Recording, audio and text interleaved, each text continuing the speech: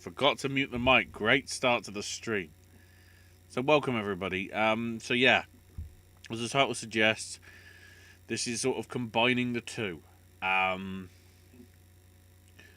gonna have a bit of review stuff. I'm guessing for about an hour and a half. Because I don't think there's any matches in the NXT pre-show.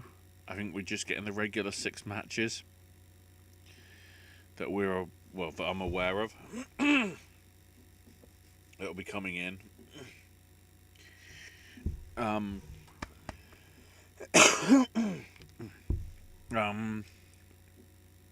then from 7 till it's roughly 2.5 hours. The running time suggests on the network. So hopefully this will be about 4 hours or so. So from now until 7 Eastern, 6 Central, 4 Pacific, midnight UK time, whatever else is in your time zone. So basically for the next hour and a half or so, I'm going to cover all the things around here. Hopefully. Or the majority of them. From the past week. Going through them, as quickly as possible to try and cover it all. So, without further too much ado, we'll jump into Raw. So Raw began with Seth sort of doing the retirement ceremony because he thought that Mysterio basically wouldn't have it in him to retire himself, so he will do it instead. And that he's offering to induct him into the Hall of Fame and whatever, which Black didn't appreciate. Black and Rollins went for like 20 minutes, and they had a good match with a roll-up, really. It's a cheeky sort of roll-up. Then afterwards, Theory and Murphy attacked Black afterwards, and Berto tried to make the save, but 3-on-1, it's still 3 of them, rather than 3-on-1 or 3-on-2. So,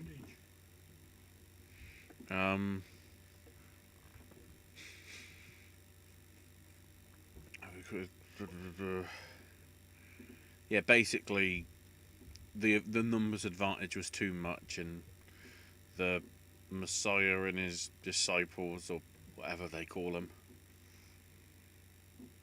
happened. Then it was time to plug Raw Talk and the free network, which was only announced that day, so I don't know how many people were actually aware of it beforehand. So, and considering Raw numbers what I think somewhat down because of everything that's still going on.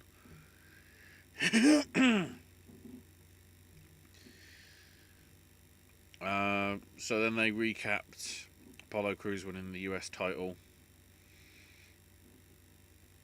and Garza's still trying to charm Caruso and Zelina. Basically Caruso says thank you for the interview and whatever that they did, and gave her a rose. Garza did, and then Zelina tore up the rose.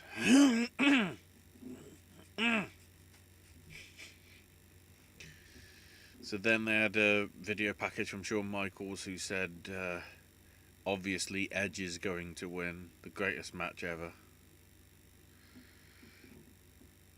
Also, he said how greatest match ever would be hard to deliver because he mentioned his ladder match against Razor Ramon, his Iron Man match from WrestleMania 12 against Brett, and WrestleMania 25 and 26 against The Undertaker. No pressure, guys. Considering, I really hope we get some sources actually saying it's good this week, and then when we find out it wasn't, be like,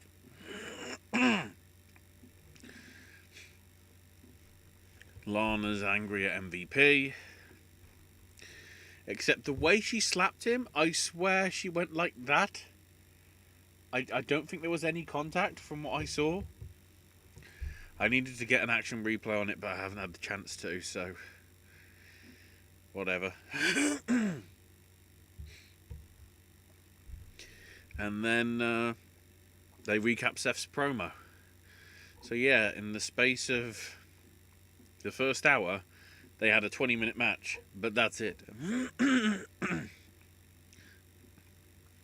So Apollo Crews now comes out to the ring for an interview, saying he wanted to defend it against somebody, defend the title against somebody that deserved it, and so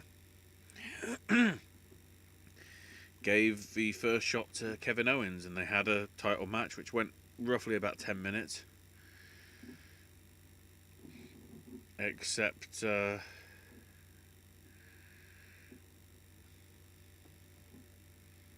it was weird.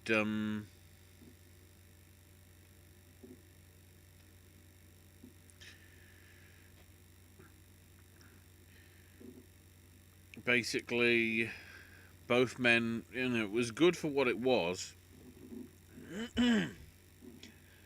Both men were down, and then all of a sudden Garza and Andrade run out and attack both men, so it becomes a no contest, I guess. Which of course became a Teddy Long special, although the excuse was Garza wanted a tag match, or challenge to a tag match. So that happened. Tag match went maybe 6 minutes, roughly. And Cruz managed to sit out powerbomb on Andrade and pinned him again, because we've lost ideas. Then Street Profits and Viking Raiders had a bowling segment. Dear God. Hang on, I better make sure. Yeah, I've got the mic one on, not the desktop.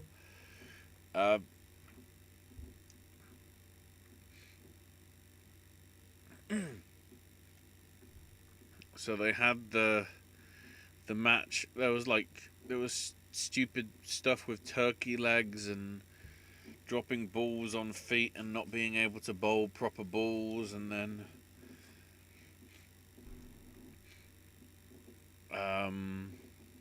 the Raiders went into the kitchen because they could smell more turkey legs, or at least Ivar did, and the employee was there and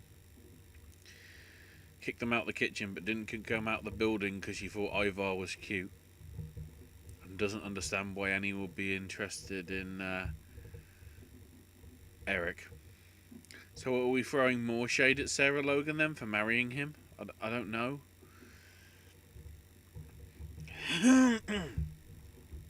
So they were like leading, and then Street Profits said they wanted the smoke, and then it like went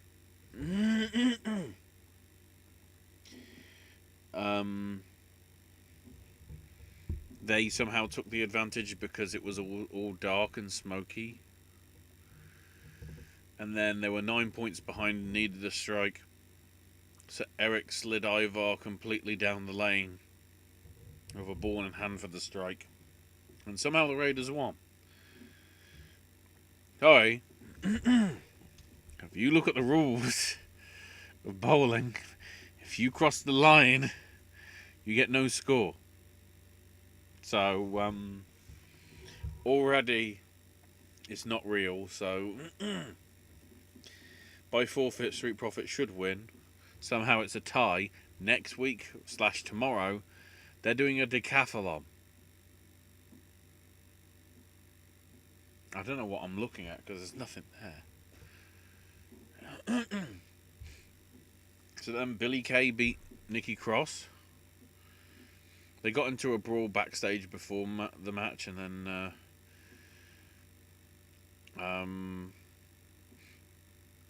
Kay got the win. So, obviously they're in rightful chance of getting a title challenge against the champions that is Cross and Bliss, right? Right?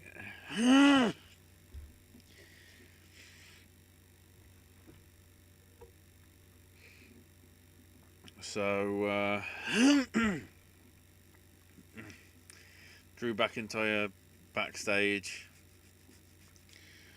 talking about, stuff. Then Rey Mysterio's promo, which was actually pretty good.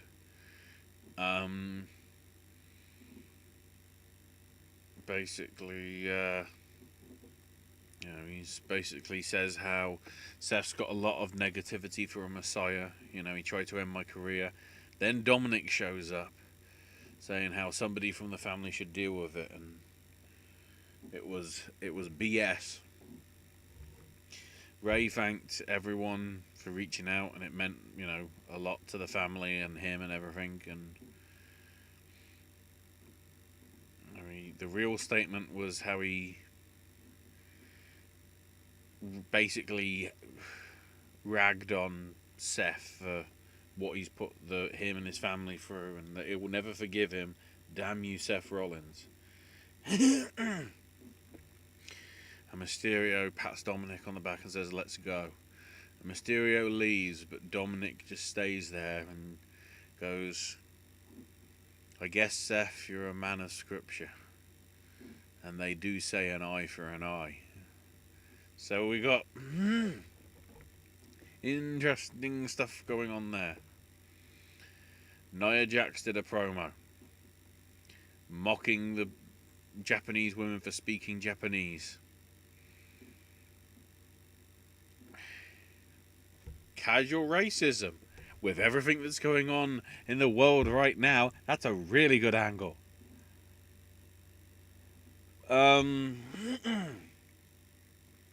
Then, in the middle of this, we have Gronkowski at his home with a friend who was going to help him do a TikTok video.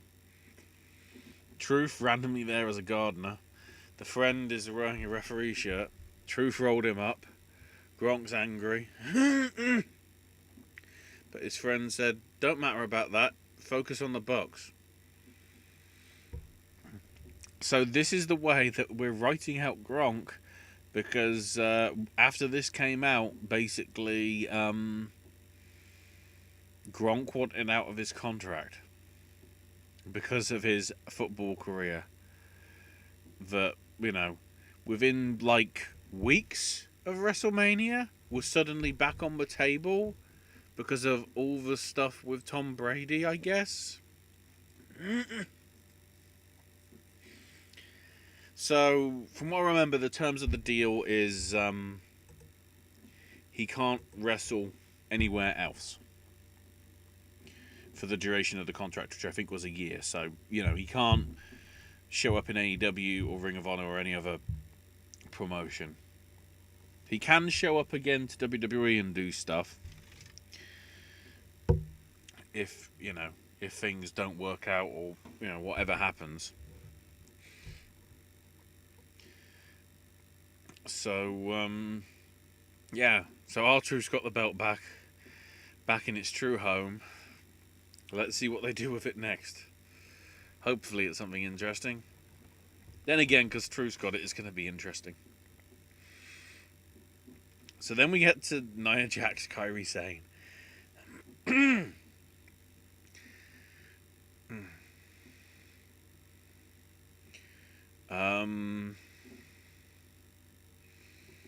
They made a big thing on WWE about how she got injured during the tapings.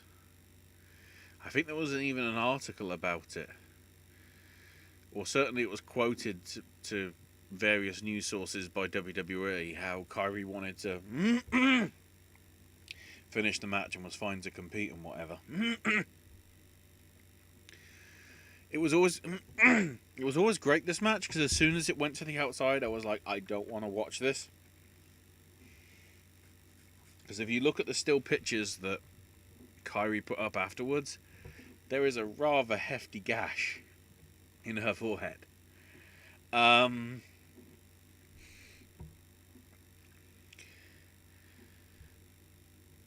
Some people said it was an accident. You know, nobody was to blame. One person who wished to remain anonymous texted Brian Alvarez at F4W saying she needs to be effing fired.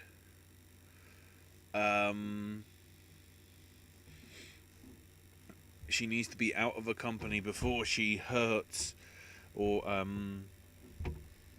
permanently ends the career or kills somebody, which is a little extreme, but you know, if that's the way they feel about it, so be it, I guess. From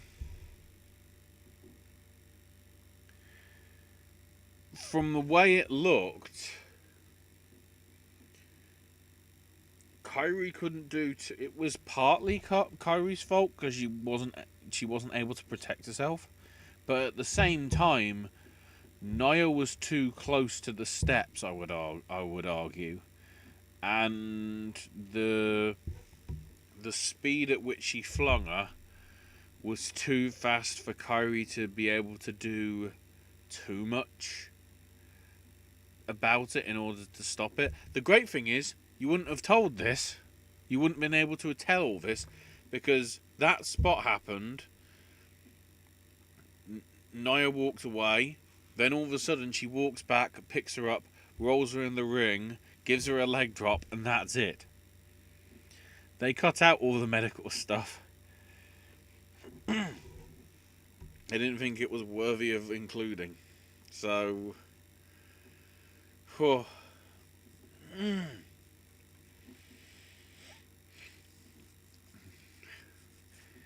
I'm hoping Nia doesn't win the belt next week. Because if she does...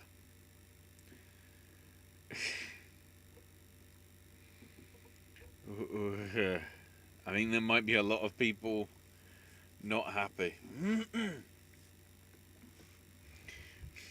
Randy Orton does a promo, again building to the greatest match ever, which is a bit worrying. Then here comes Charlotte, who's on every single show ever, faces Asuka, which who knows. The end came with Asuka's music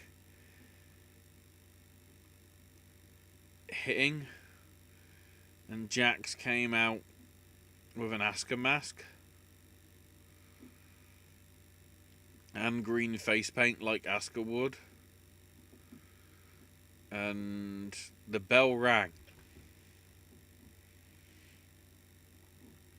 So, was it a no contest?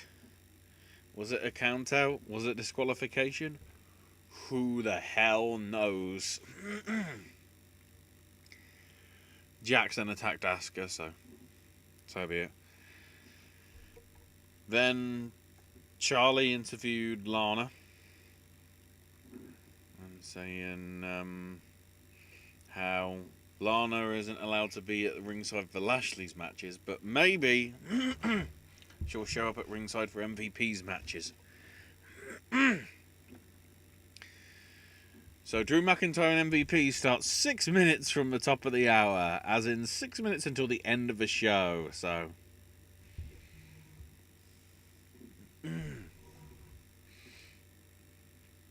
oh, sorry.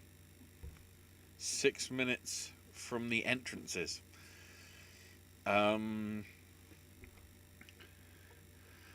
showed up like right before the match started, which Lashley was confused by.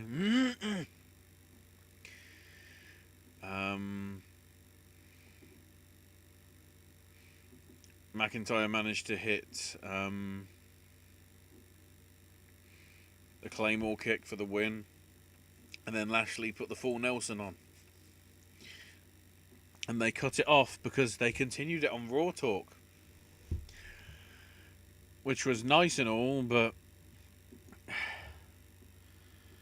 at least on my UK feed, I had to switch to immediately to the network, except the UK feed is a couple of minutes out, at least on my feed that I get, because there's always a delay from the mobile version on my tablet compared to if I did have a proper TV thing. So by the time I got there, it was Charlie and Joe already talking Raw Talk, so it was like, oh. So Raw was a mess.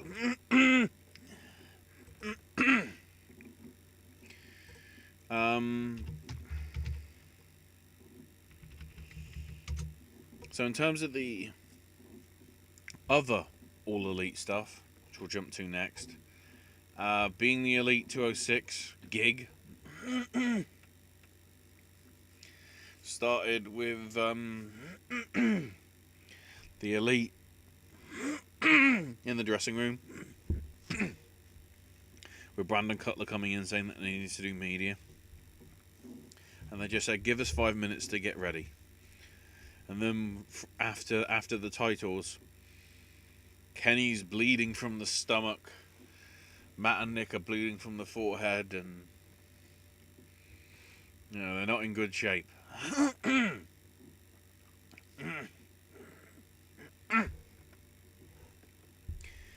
And Cutler goes, and then it's like, Kenny's like, did you know it was ketchup? When it's obviously ketchup, and Nick's going, oh, we used some stage fake vampire blood.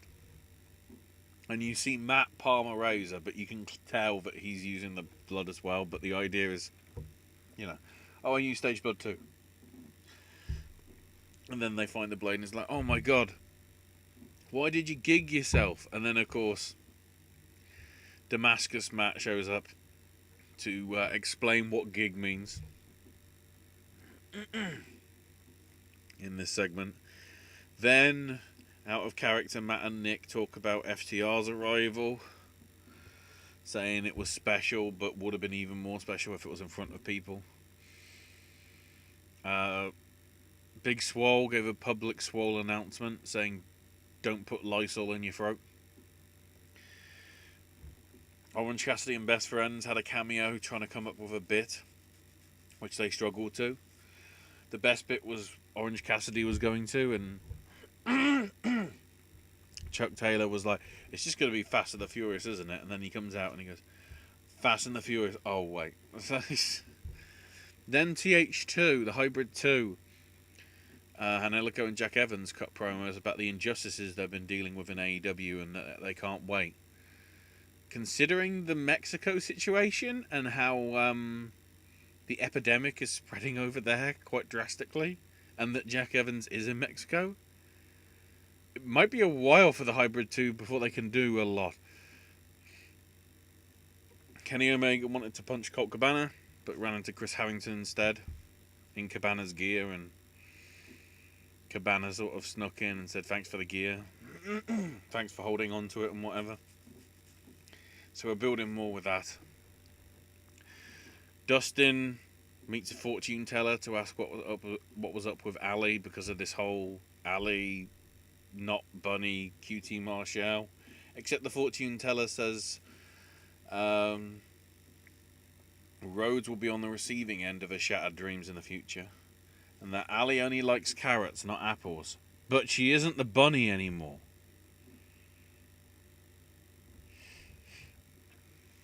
Rhodes didn't take it seriously.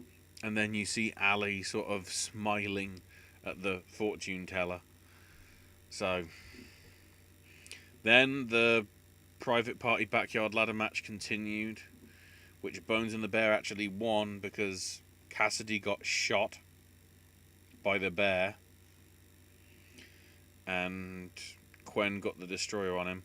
They tried to have a save from Nintendo Switch guy. I should know his name off the top of my head because he's on Dark this week. I'll probably have a look for it.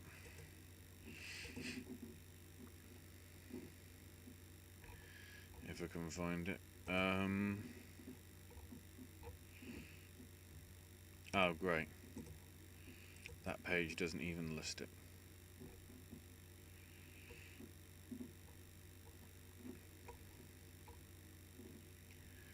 Oh, there we go.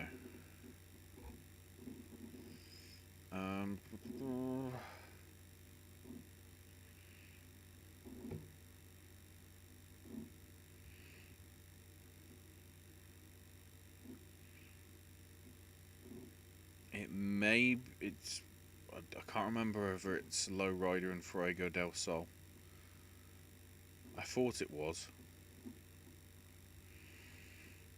Anyways, it's the guy that did the big wonders by playing on Nintendo Switch Pro Wrestling last year on the Indies, and AEW have picked him up for at least this little bit of things.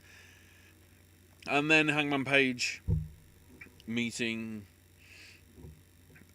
Matt for the first time, except it was a Damascus persona. When he touched Hangman, he said that the man that hangs is the vessel that's carrying Benjamin Franklin right now. Because of course it is. So, the Dark card itself, Billy, not Gunn, because they can't do that, beat John Skyler. Then, there's a backstage bit with QT Marshall with a new blue Corvette with Ali in the passenger seat, and QT's like, I've got a new haircut, a new car, he's infatuated with Ali, which is nice, but I don't care because I thought Ali was already in a relationship. Butcher and the Blade beat John Cruz and Joe Alonso in a squash of all squashes. Then we had more build towards Avalon and Cutler's who's going to not lose first.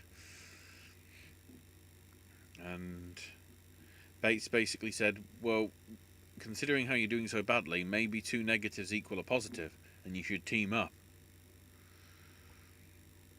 I don't know, why that happened. Christy James beat Cullen King. James getting the win with a handful of tights because she be heel. Boo! Santana Ortiz had a good showcase, beating Big Game Leroy. I think that's who it is. Big Game Leroy. It was on this week.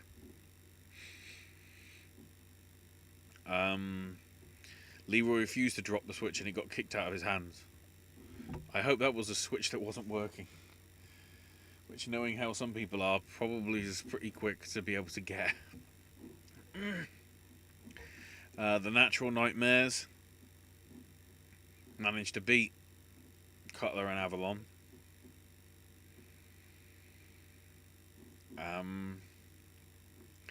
Then apparently, because Ali was on commentary for this, the reason why QT is named QT because he's such a cutie.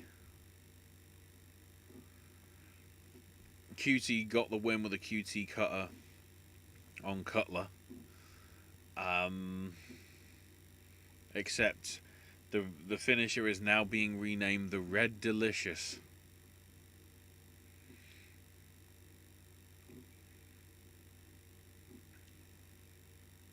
Why did it have to be Red Delicious? Surely Golden Delicious would be more of a pun. Or is that too much of a dig because of gold dust?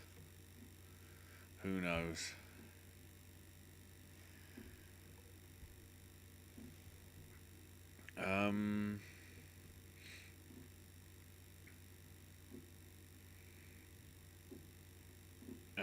and more of this stuff. I really don't give a damn about this QT Marshall thing. I know he's an accomplished wrestler, but having this, like...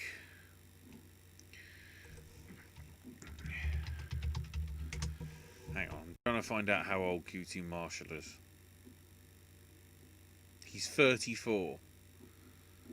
Yet, in his role, he seems like an 18-year-old that's never looked at boobs before.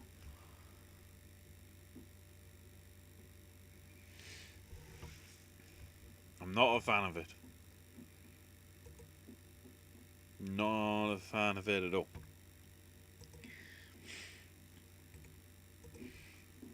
Next, we get away, moths.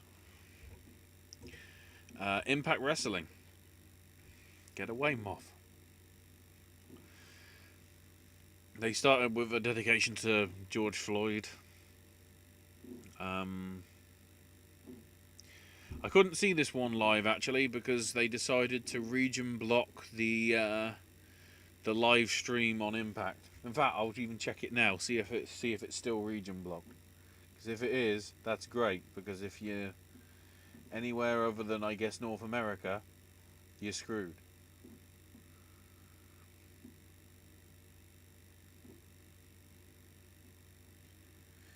Impact Wrestling. Yeah, I am in an unlicensed region. The confusing thing is, I can look at it on archive, live, when it should be, you know, region blocked.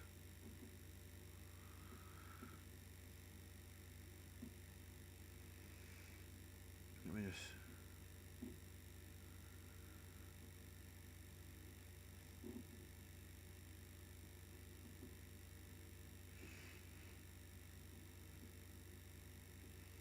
Yeah, if I go to the archive... Yep. The archived version of whatever they're showing, I can watch on Twitch.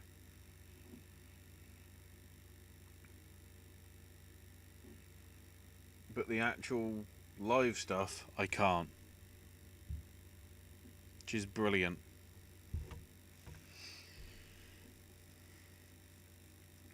Thanks, Impact. If anybody wants to tell them this, because they won't pay attention, because look how many viewers I've got. I've got one like. Thank you for the like, but I've got no concurrent viewers, so it's clearly not going to be seen. Unless there's something that I can't find because it's not even on your website. Why is anybody outside of America not allowed to watch the live feed that you've had previously available? Is it because we have to buy Impact Plus? Except I think Impact Plus is just on-demand access to the archives. It's not an actual live feed, so who the hell knows?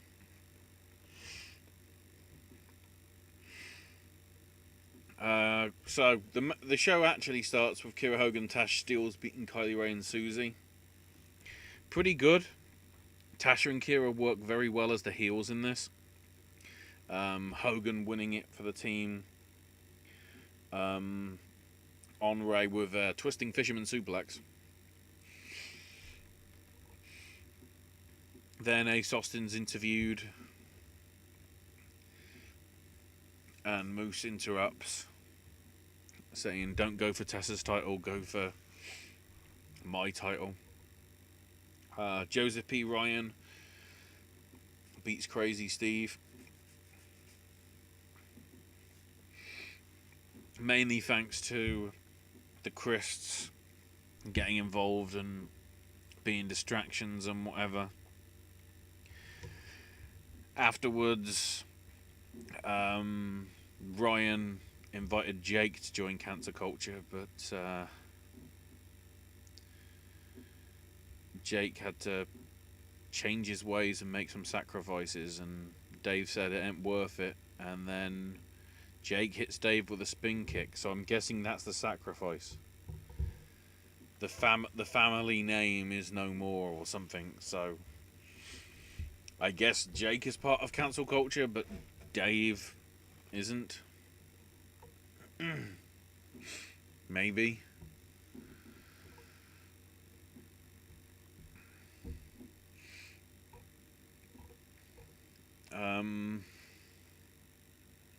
Or maybe the other way around. Who knows? Rohit Raju beat Chase Stevens.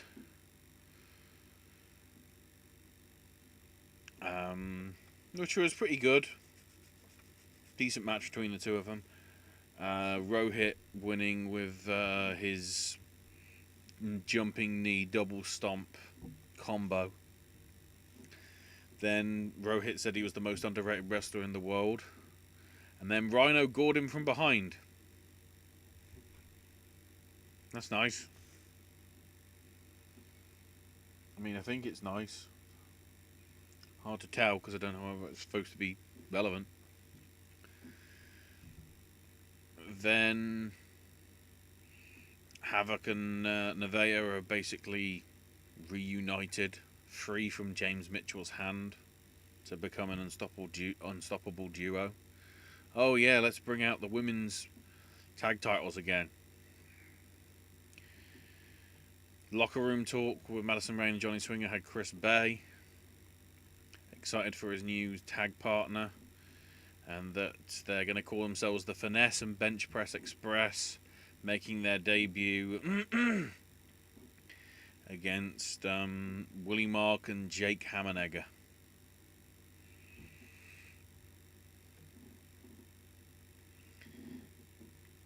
Johnny Swinger also called Rain Madison Square Garden Rain.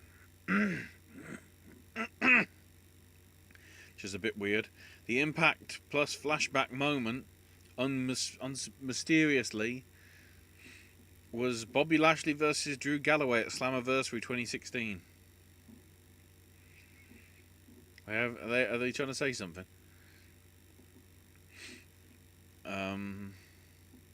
Jordan Grace has been training, ready to compete, and then Taya basically challenged her, saying if you were the champ you wouldn't have taken time off. Well, sorry, no, if Taya was the champ she wouldn't take time off, and okay. Said, how about, if you want a rematch we can do it right now, and Taya says no, next week. So, this week, coming, we'll have a rematch with them. Then for the number one contenderships, the Rascals beat Falabar and TJP. Xavier and Wentz coming out on top. With a bridging pin on TJP from Desmond. They made up after the match and the Rascals offered a rematch. Then a different a second Deonna Purrazzo. Different.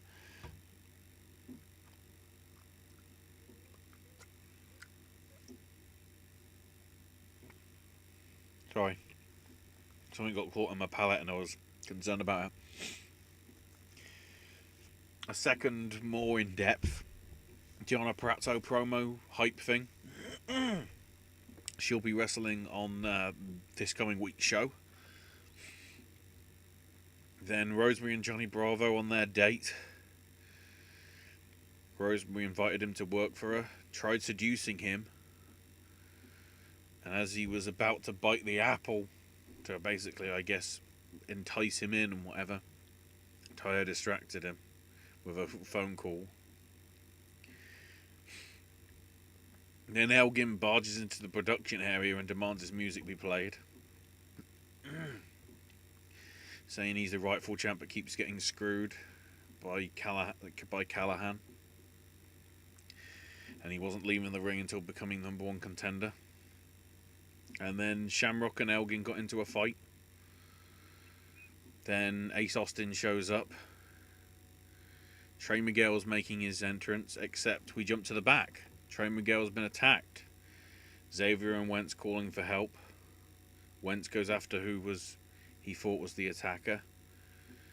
Ace Austin says, okay, declare me number one contender. Wentz attacked him.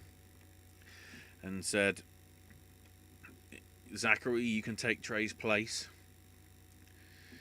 but didn't specify whether that meant that Trey would still get the title shot if he won, or whether it would go to Wentz instead. So it was confusing as all hell. Thankfully, Ace Austin won, so it didn't matter of everything that was going on.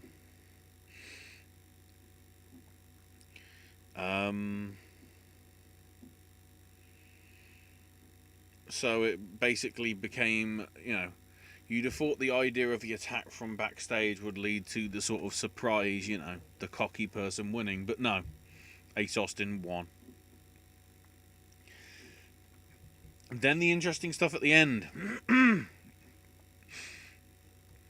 There's a hooded figure watching television, mentioning how 20 wrestlers have been released due to the global pandemic. And then there's some Impact footage of Eric Young. There's a Bulgarian flag. I wonder who that might be. There's Gallows and Anderson from their times in either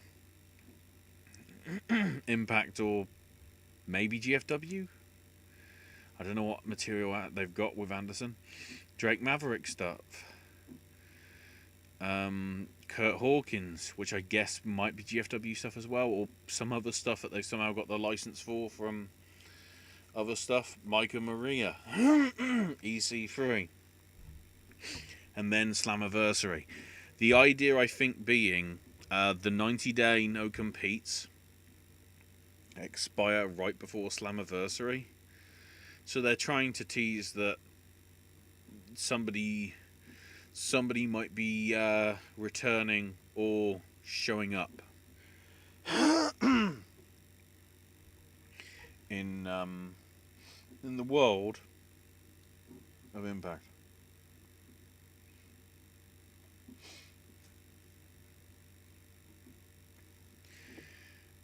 I honestly don't know.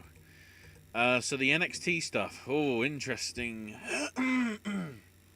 Interesting stuff for NXT. Candice LeRae and Mia Yim fought to a count out because Raquel Gonzalez and Tegan Knox and Dakota Kai and Shotzi Blackheart all got involved. And then Gargano and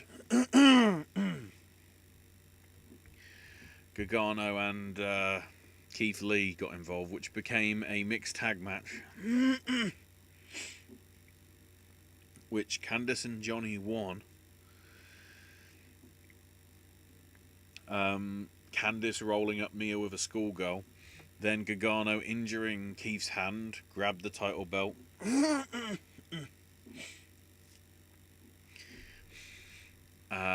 So on that logic, Keith Lee's retaining tonight. Then we got some promo for Ciampa and Cross. Then Dexter Lumis is painting. Then Drake Maverick interview saying there's no pressure tonight. If he wins, it could be the happiest day of his life.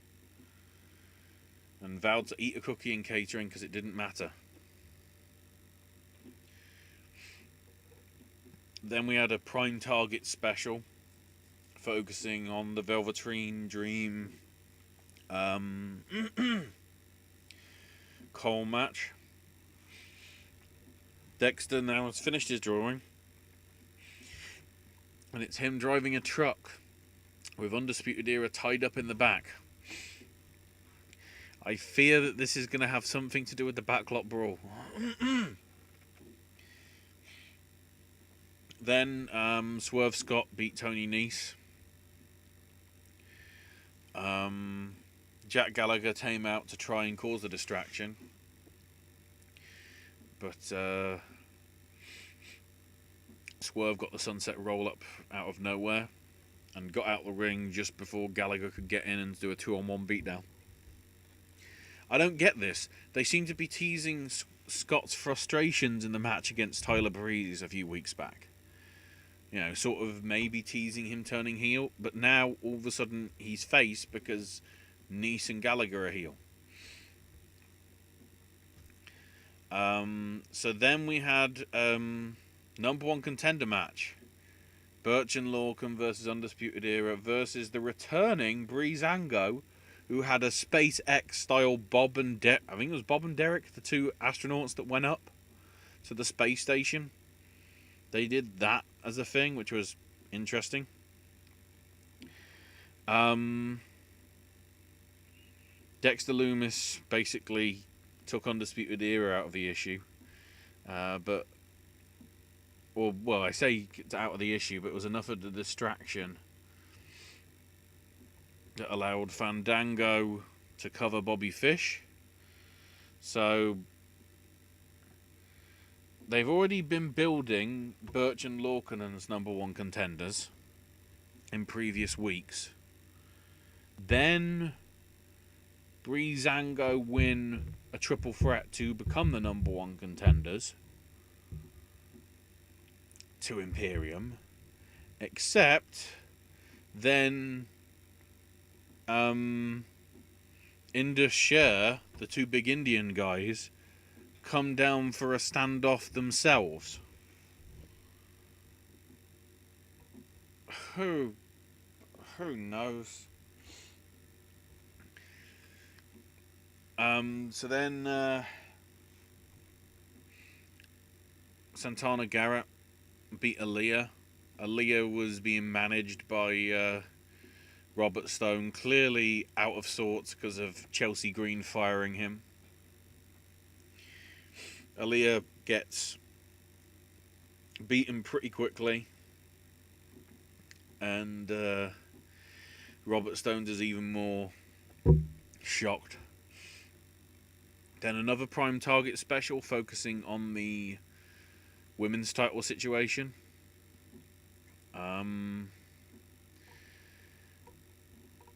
I guess because the other one was a backlot brawl, it was sort of trying to epitomize that. But because this is like wrestler versus why are you still here, Charlotte? You should be on the main roster.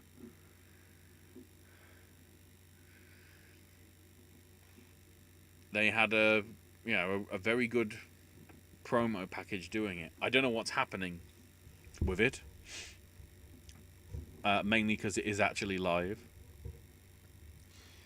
I hope Io wins, because I think the fact that Rhea Ripley did WrestleMania clearly to me is a sign that she's going to the main roster on Raw or SmackDown sooner or later.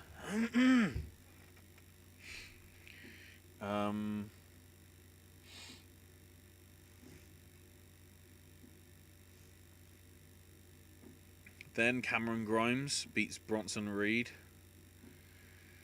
who literally that morning, I know this was taped the week before, so it's probably not fair. Bronson Reed that morning was racially abused in Florida. Thanks, guys. Shouldn't have done that because that's also seen as racist. Idiots. Then Bronson Reed got attacked by Karrion Kross. Considering everything that happened to him that day, not a great thing to broadcast.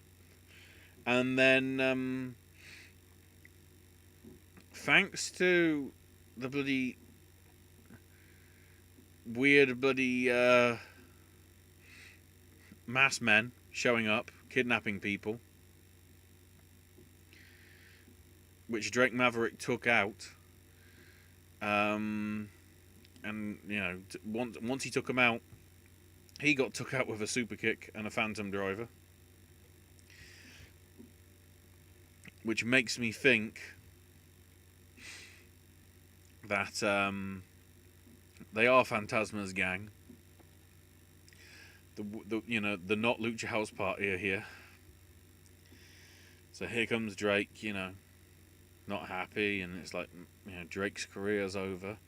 And out comes Triple H and goes, here's a new contract. And Drake signs it. And all's well as ends well. Except now it sort of implies the Drake Maverick release was just that. It was not a release, and it was done as storyline despite all the other people that got released, because WWE needs record-breaking numbers on its balance sheet rather than, care and well-being of its employees. Case in point, which I might as well bring up here, even though we've still got to talk about SmackDown. They're taping Backlash today. I doubt right now, because we're probably going to be edging towards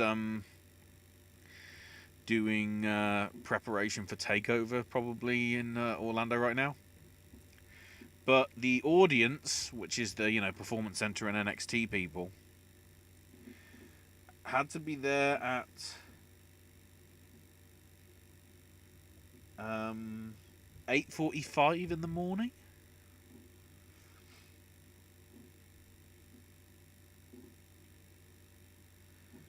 And then, lo and behold, they have to be there until midnight tonight, local time. Which is interesting. So that seems to me implies that they're doing most of the matches today. Then they're recording or broadcasting live, I guess, Takeover from 7 till 9:30ish. And then they've got an hour or two to do the stuff at the end of the night, which I'm guessing is probably the greatest match ever. Maybe.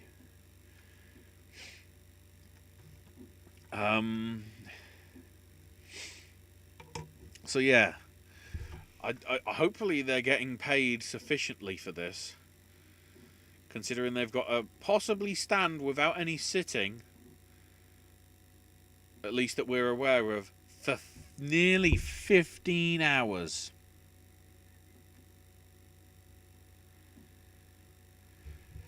The great thing is, apparently, over these 15 hours, if we're going at least by the Raw tapings and the situation that came out from them, the voice from up high, which is basically the Tannoy system, which they do have at the Performance Center, is basically telling them to be more active. Well, if they're filming for that long, you can't expect them to be, completely there, so... it's a mess. It's a big old mess. Dynamite.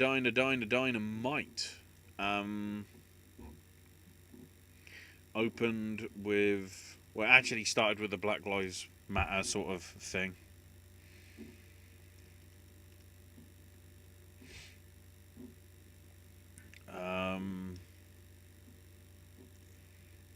Then...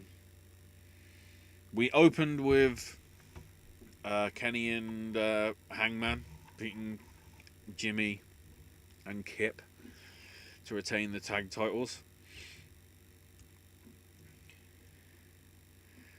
Paige pinning Havoc after the last call, the Buckshot Lariat V-Trigger combination. Pretty good match to open with, certainly. Then they had the clip of Tully Blanchard basically prepping up Sean Spears that was on social media, saying how Tully was disappointed in him. And then they're in the back of a limo, and Blanchard basically says how he's got what he needs him to take him to the next level, and opens a lockbox and has the black glove.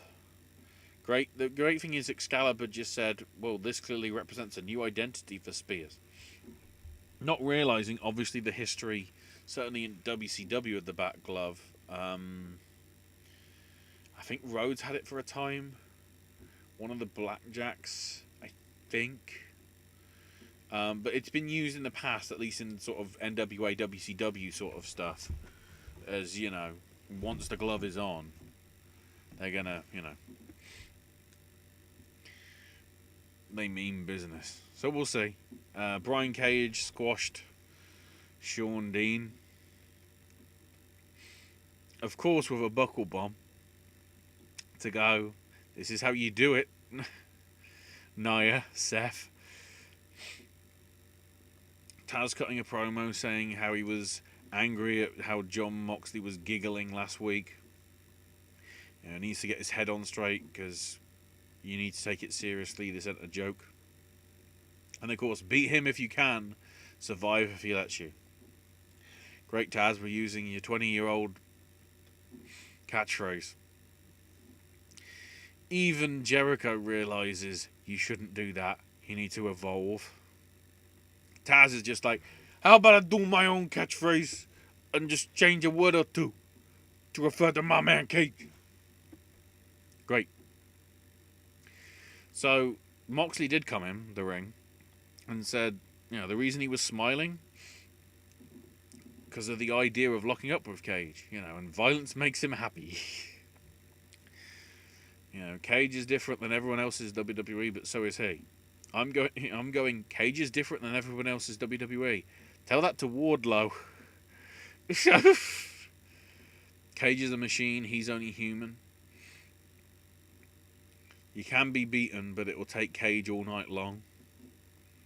I don't know whether that's a jibe, but Ricochet and Rich Swann beating them so many times in PWG.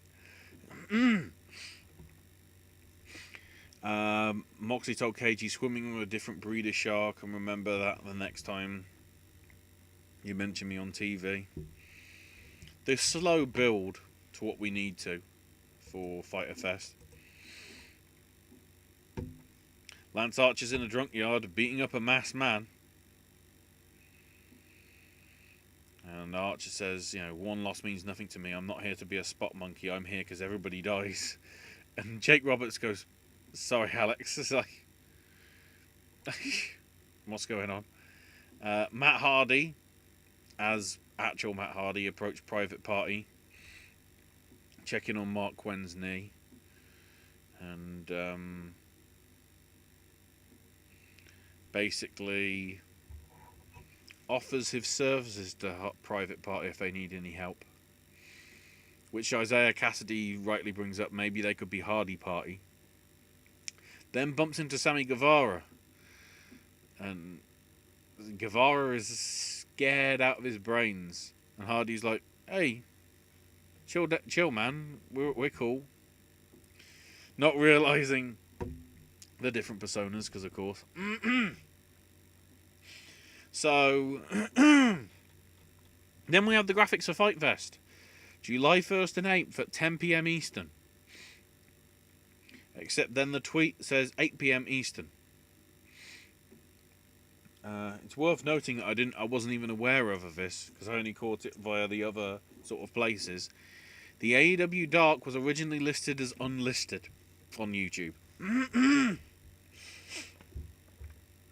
As in, you had to have the link to be able to see it.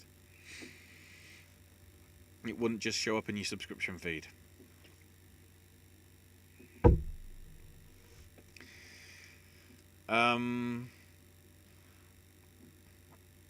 Then we had more QT and Ali stuff in the crowd, as for some reason, because it's Jericho and Cabana.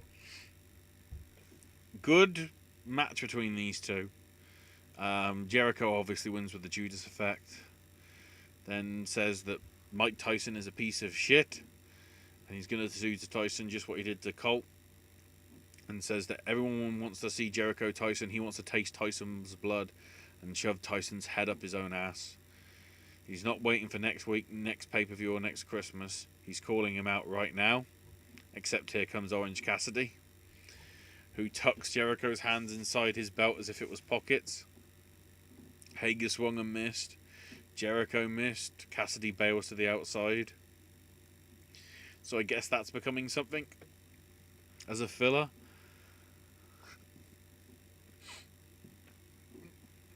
Then we have the Britt Baker hype video. Britt in a wheelchair, struggling. The great thing is, apparently when Tony suddenly did it, then it suddenly invigorated her. So somehow Tony is the impetus. Which is pretty funny. Nyla Rose beat Big Swole.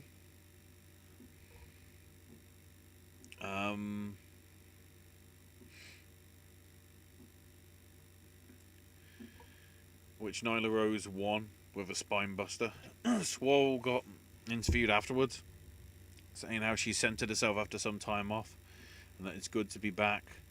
Then Britt begins yelling at her from her Rolls Royce, which is what she calls her wheelchair. Swole went after her, but Rebel pulled her back and got her away in time. Then Tony interviews Darby Allin, saying how he's one of the toughest guys ever, but isn't clear to wrestle after the injury he suffered at the hands of Cage, a Double or Nothing, and wondered if Darby thought Taz's attempts to mentor him had something to do with Cage targeting him. And Darby just said, "Life is one big joke, but I'll have the last laugh." Then the interview with FTR. FTR stands for a lifestyle, Dax says, and Cash goes, "It can stand for whatever you want to. Right now it's for the Revolution, since they came to AEW and for the pinnacle of tag team wrestling. Put over Private Party, put over Santana Ortiz, put over the Lucha Brothers, put over Omega and Page, even though they aren't a real team." And Tony goes, "You didn't mention the Bucks." And Dax is, "We're sick of hearing about their names. The tag team of the decade that Meltzer can't stop talking about. It's not a dream match for them. They don't want to have a match of the year with the Bucks. They just want to punch them in the mouth and fight them." And then Shivani just randomly goes, "But I always thought FTR stood for Fuck the Revival." It was bleeped out, but, like, thanks, Tony. Butcher and Blade then barged into the interview area and said that they wanted a match with FTR next week. So FTR makes their in-ring debut for AEW next week. Also, along that, we've got Colt Cabana versus Sammy Guevara, Mark Quinn versus whoever the TNT champion is, Santana and Ortiz and Jake Hager in a 6-man against Best Friends in Orange Cassidy as well. Then Marvez interviews Colt, saying, "I belong in AEW, but I couldn't get it done." And then Brody Lee says, "I can help you out." So again, we're teasing the Dark Order stuff.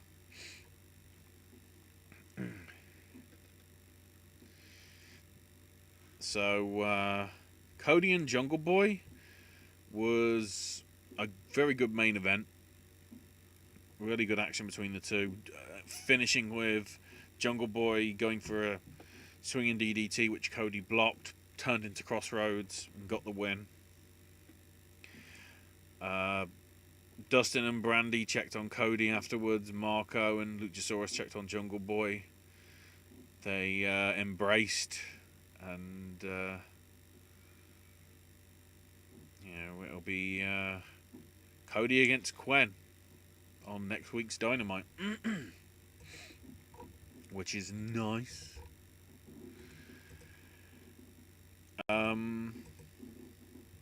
SmackDown.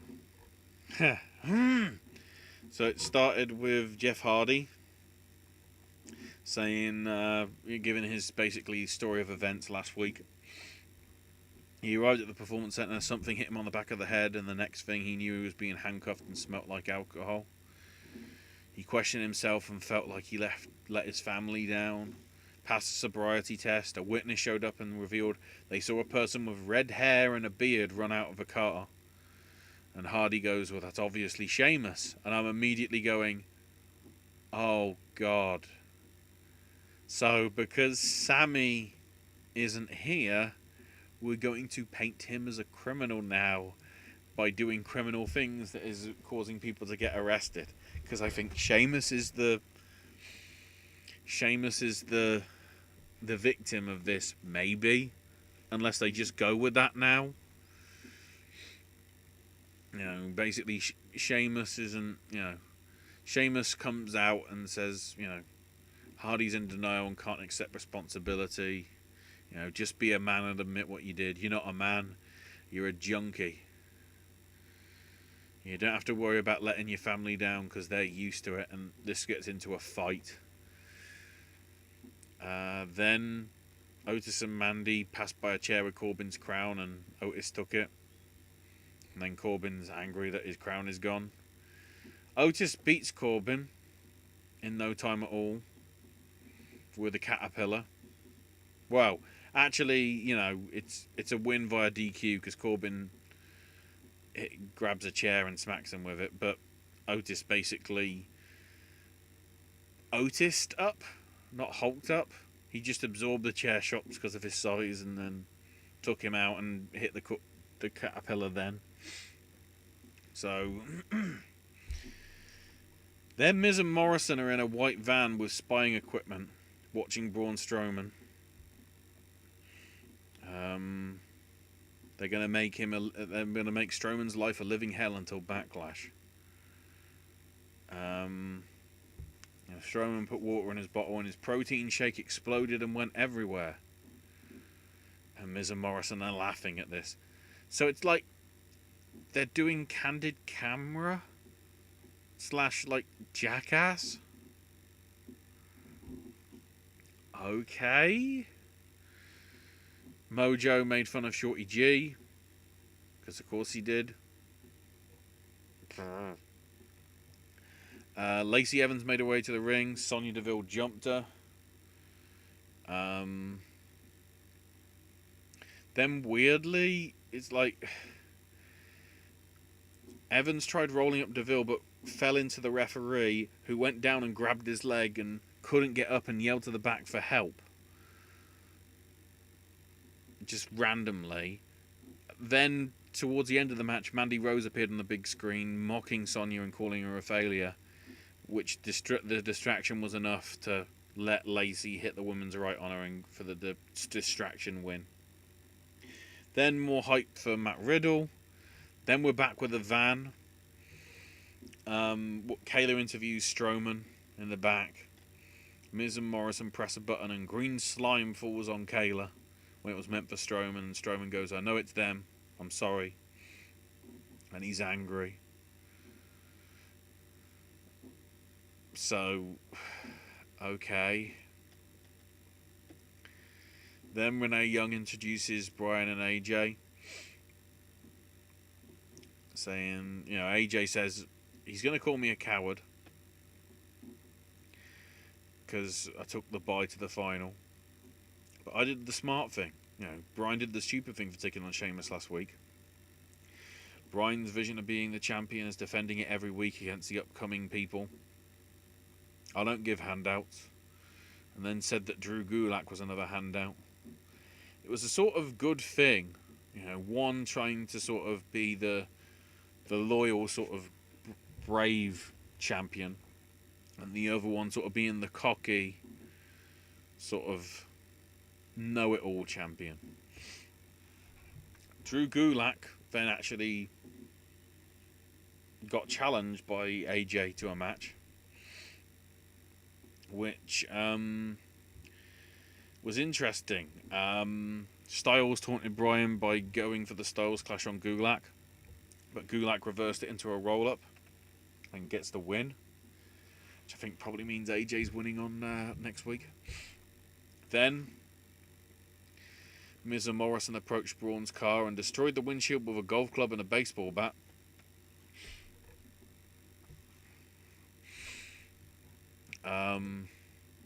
As I quickly check on the network feed to try and get that rolling. Maybe.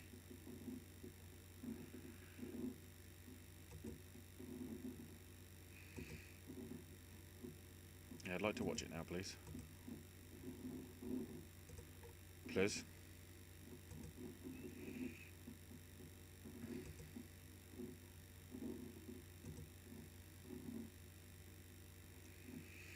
Oh God, Sam Roberts is on it. I mean, Scott Stanford's there. Oh, and Pat McAfee's doing it from his set from when he does his podcast. Well, at least there's a sensible voice on here, along with Scott Stanford now. That's good to know.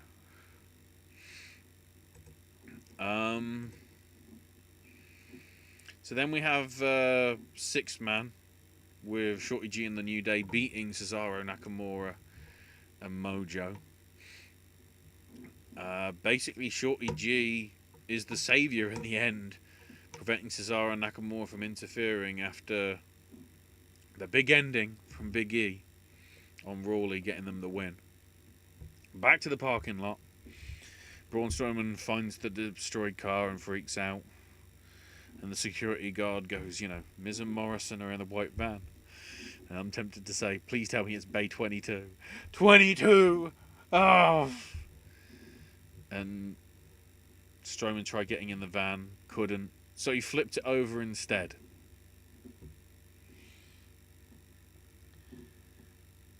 At this point, it's feeling like a Wile E. Coyote Roadrunner stupid bit.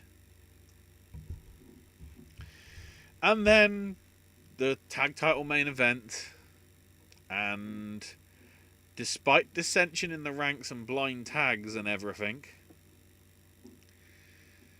a crucifix counter from a roll-up attempt from Cross means that Bayley and Sasha are once again women's tag team champions. So all the build that we did for the Iconics is now gone. Bayley, I guess, is going to have to defend her title twice, except by the looks of it, she isn't even going to have to defend that title next week at Backlash. It might be the tag titles instead.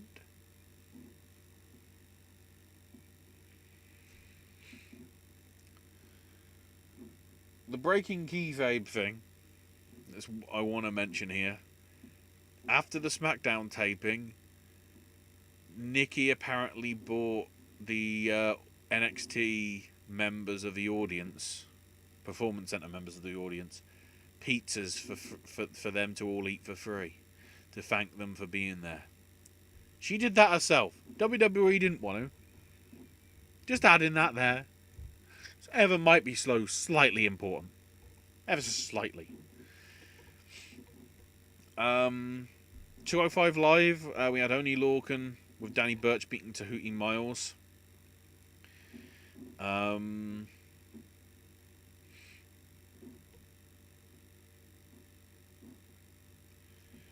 Good match, I will say.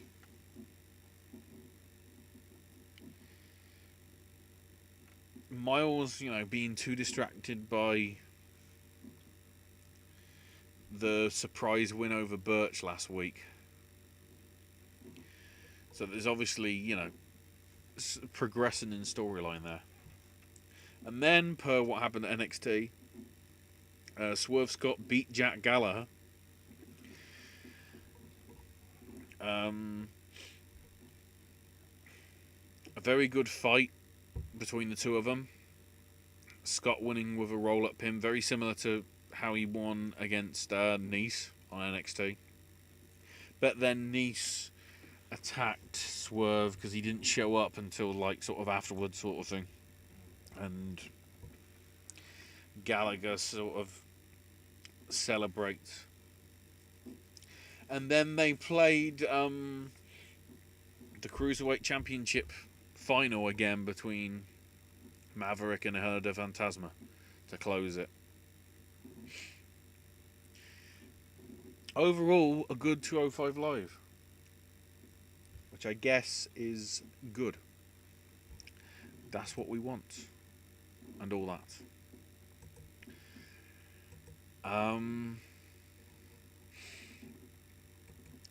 In terms of the other stuff, if I can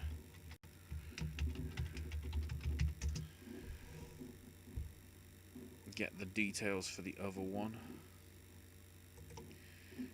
can find it. So with MLW from yesterday, as I previously mentioned with Satoshi Kojima, I expected it to be old stuff.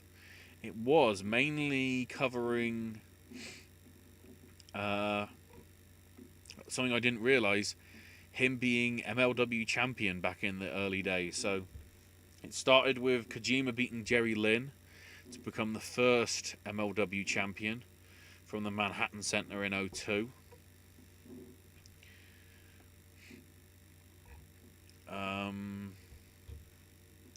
Which was a good match, which you'd expect with the two wrestlers being there.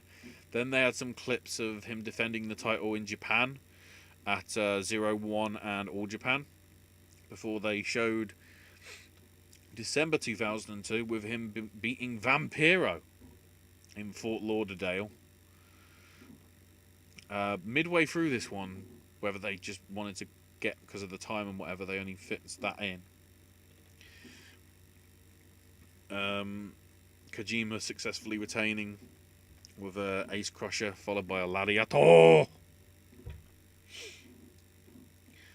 Then we switch to the All Japan MLW co-branded show at Kurikan Hall from March 2003, taking on Johnny Smith, a cousin of both British Bulldog and Dynamite Kid.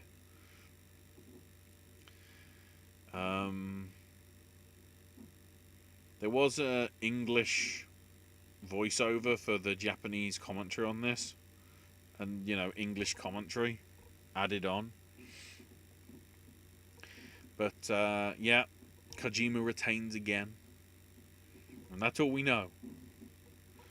So who knows? Then they did close with the Pulp Fusion, as they call it now. Zenji's doing backflips in his garden and climbing a tree upside down. Gino Medina not worrying about Contra, but worrying about the Manacitas. The Von Erichs are wrestling each other on a beach. Mance Warner, trying to work on his Triple A cage idea, but then started drinking. Filthy Tom shaved his hair off, ready to protect himself. Hammerstone played Star Spangled Banner on electric guitar and plugged his shirts. Hey, he knows how to plug. That's all I'm saying. Alicia 2 interviewed Colonel Robert Parker, who's still trying to get it on with Aria Blake. Richard Holiday shaved his mustache off to keep the Caribbean women off him. Again, I think in context that might be a bit dodgy.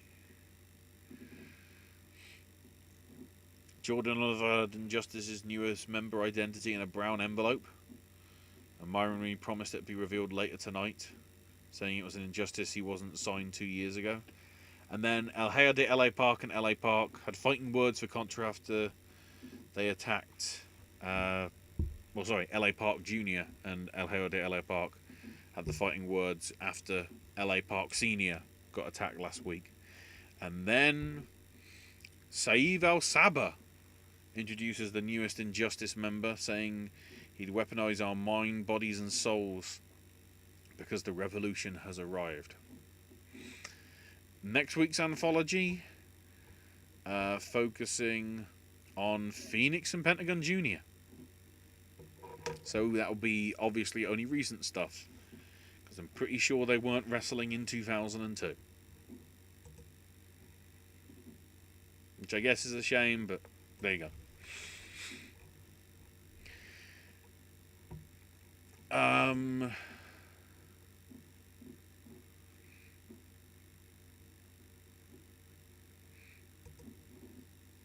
So see if I can get the details for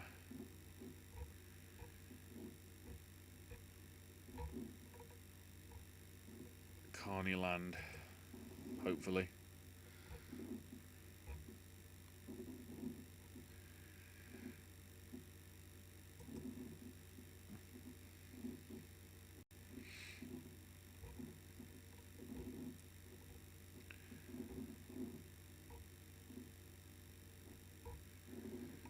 So what's causing all this was James Storm talking about TNA backstage stuff. Even stories with a guy from Gut Check that took pizza in front of the originals in catering. Just a lot of sort of just like general just talk. And they also mentioned the Mickey James Storm murder angle that they did. Remember that back in the day? Oh. Inside the NWA featured Tim Storm, showcasing off some of his stuff. And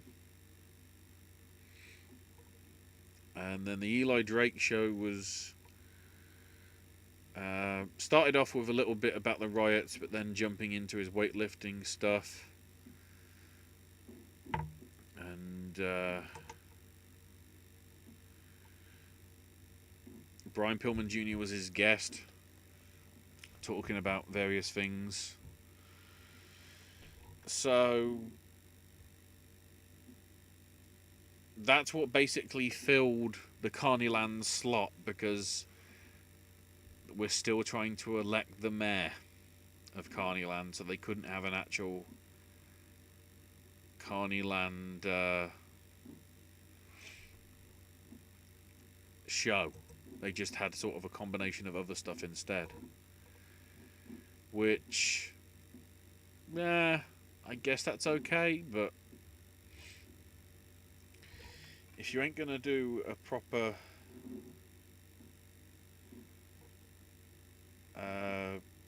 Carneyland combination, don't do it at all. Maybe ever so slightly. And then in terms of the UFC stuff, Conor McGregor's retired again, quoting in an interview with Ariel Helwani at ESPN, basically how he's not excited about the sport or prospects for any future fights. And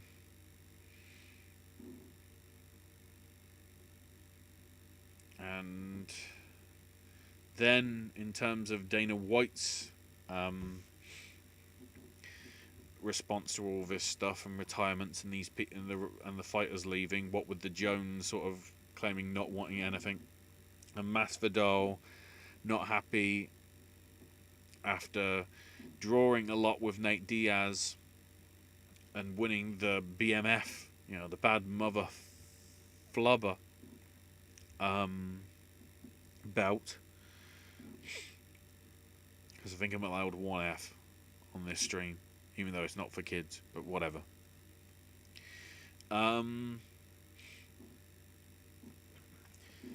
Masvidal thought he was worthy of being a challenger for Usman. The idea is it's going to be Gilbert Burns who beat Tyron Woodley and whatever. Apparently. So Masvidal sort of doesn't want to fight for UFC instead. So Dana White's basically saying everybody's going crazy with the world situation right now, and nobody has to fight if they don't want to. But at the same time, because you're the only one that's actually doing fights right now, because the other companies don't feel it's safe to be able to do fights right now in Bellator or Rising or anything like that, when you're the only choice, and you, case in point, last night's match, UFC 250, a lot of people felt the main event, Nunes's comprehensive win over Felicia Spencer, probably should have been, the towel should have been thrown in sooner rather than later. Once the figures came out of the finances, it probably made sense as to why it didn't. Because, if I can actually get the Wikipedia page. Wow, they really don't want you to look at the Wikipedia page. Oh, it's because I'm looking at the wrong stat. Can I click that, please? Thank you. Yeah, it was comprehensive, but I did see there was quite a lot of people saying the fight should have ended earlier. Because the judges gave it 50-44 across all three. Which is amazing considering how much of a sort of one-sided fight it was, that somehow the judges only gave one 10-8. The others were somehow 10-9s. Even though it was Nunes pretty much outright on the offense for most of the 25 minutes. I know Shayna basically said, that wasn't much, and you've seen worse injuries and stuff, and the fights have still gone on. I still, I'm guessing in that she's referring to Joanna Jacek when her head sort of like really bulged, so it looked like something Elephant Man-esque because of the swelling. Which even then I wasn't comfortable about, in all honesty. The way it looked and the way it was going. But the reason probably why is if Felicia Spencer lost the fight, via... if she lost the fight, as in the corner for her in the towel, she'd only earn $75,000. Because she went the distance, they paid her the sort of base price for sort of winning, which for her was $125,000. So for the case of, from what I can tell, for $50,000, they let her fight for longer than some people felt that she should have. Nunes looks strong. Cody Garbrandt also got a very big KO win on Rafael Santiago right at the end of the second round. A good old punch. That was it. That also got him a $50,000 bonus. Aljamain Sterling beat Corey Sandhagen with a rear naked choke submission. That got him $50,000 as well for a bonus. Neil Magny beat Anthony Rocco Martin. Two 30-27s and a 29-28 unanimously in favour for him. Sean O'Malley with a first round KO punch on Eddie Wineland. Again, another $50,000 bonus for that one. And then the other one was actually on the early prelims on Fight Pass as well as ESPN Regular and ESPN Plus.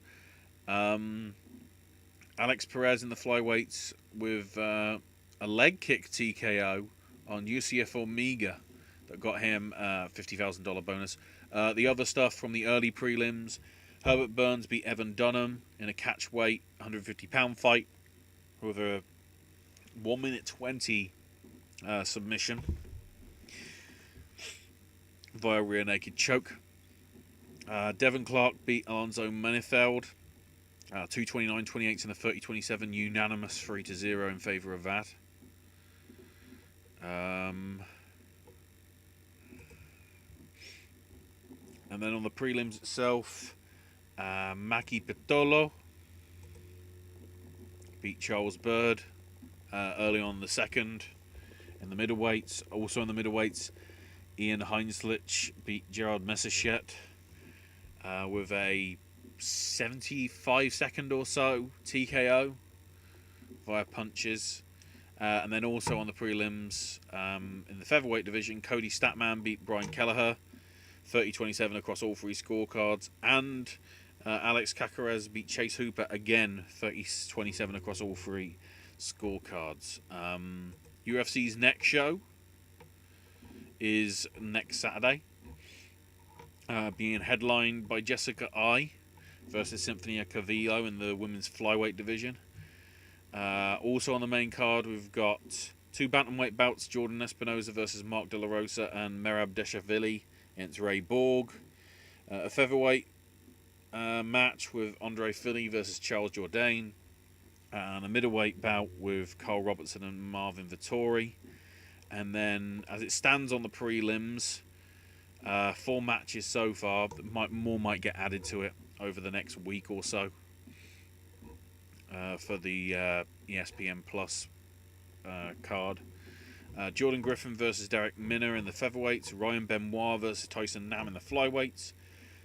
Julia Avila versus Gina Mazzani in the women's bantamweight division. And a lightweight main event for the prelims, at least, of Charles Rosa versus Kevin Aguilar. I'm guessing there'll be a couple more matches added to that. Like this week, it'll be out of the UFC Apex training facilities in Vegas and stuff. So now I have to transition. I didn't even get to sort of the major bits of the news, so we might talk about it in the quieter points of the next 2 and a bit hours, maybe. Oh, we're actually using the old 90s graphics and everything for In Your House. Oh, there's Todd Pettengill. Todd Pettengill is alive and well, everybody. He is alive and well. And he's part of this. Oh, and is this the... Oh, right. This is the Code Orange performance thing.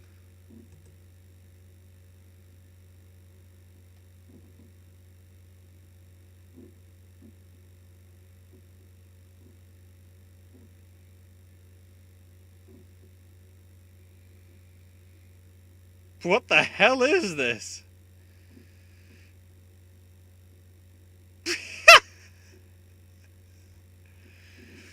Oh, hold on. Let's switch the graphics. Let's switch the graphics.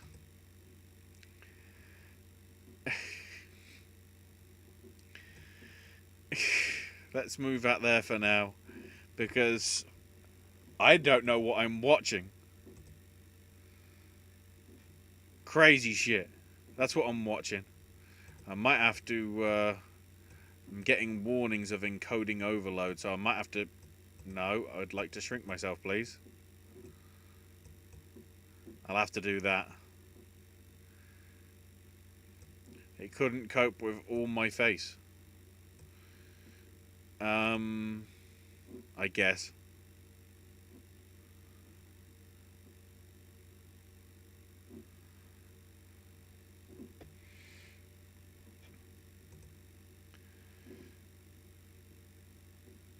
The guitarist is just like sticking his tongue out like, ah.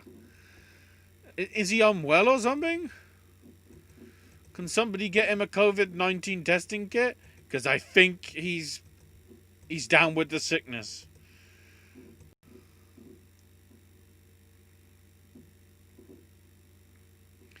Okay, we are actually using the old style In Your House set for the entrance by the looks of it, which is a nice little touch. Sadly, it's more being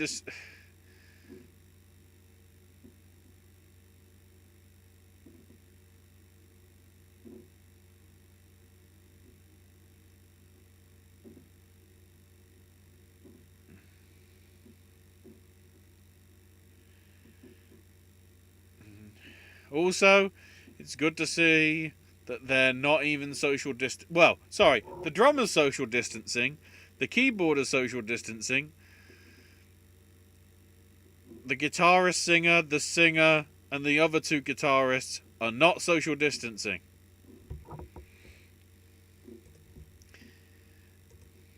Let's hope none of them have the dreaded Steve Corino. Otherwise, this is awkward as fall. Break some noise. X-Pac. I know what I'm watching. Oh, it helps if I know how to say the word plus.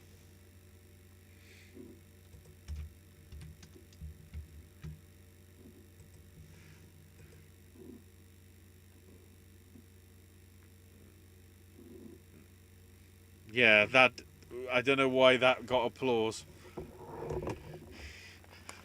You're better at just doing Bray Wyatt's theme rather than whatever the shit that was. They got nominated for a Grammy? They got nominated for a Grammy? I beg your pardon?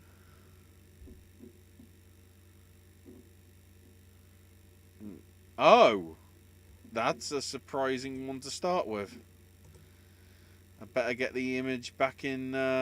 Oh, I actually had that in the right place anyway. No, not that one. Let's move that. Yeah, I actually had the right graphics. Holy shit.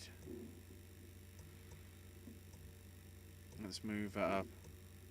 That's a bit better. Because I'll be sitting back like this for the time being.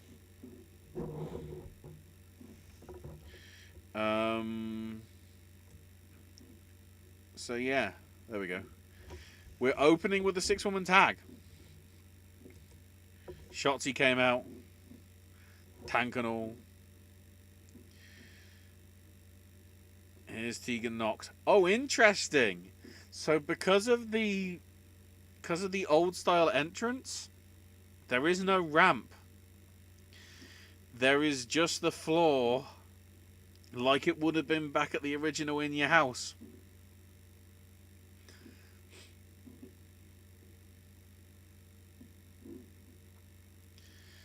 There is no entrance ramp. There's just a load of floor.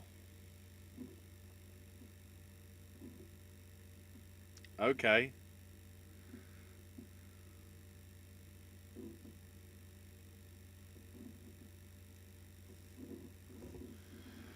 Oh dear. See, because of the DMCAs, I can't do what I want to do and say how Raquel Gonzalez is one of these things is not like the other things. One of these things just doesn't belong.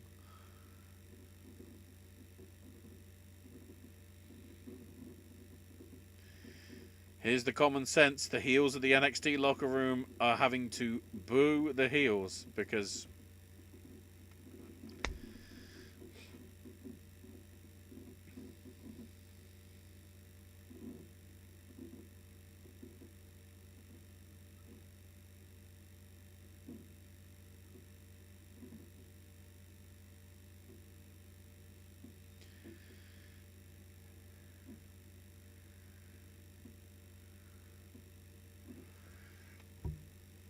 I'm intrigued to see what's going to happen here.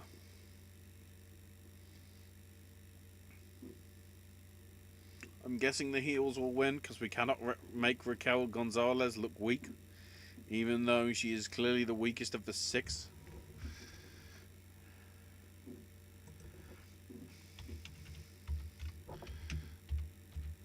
Oh, Tom Phillips is on the commentary because reasons.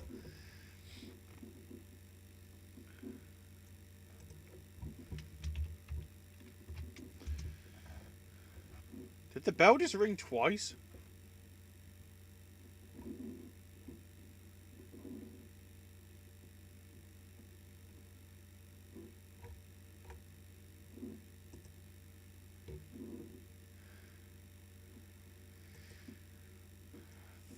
So, let's have a look.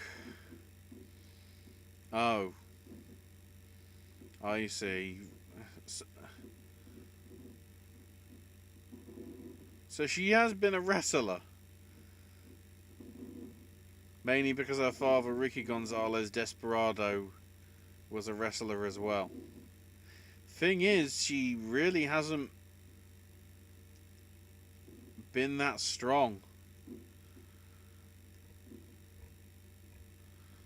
since she's been moved into the main roster sort of stuff from just on the house show circuit for them.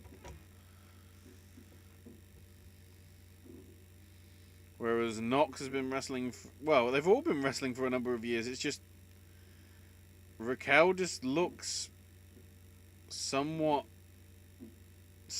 green, I should say.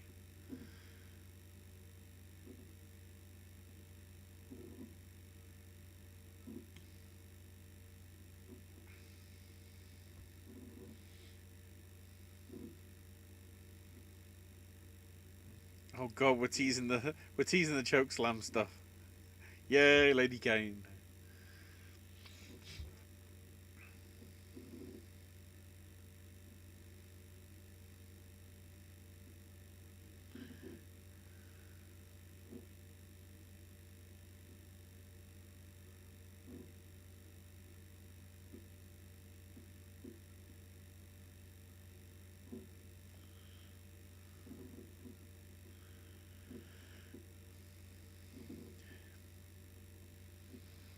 This isn't too bad, but like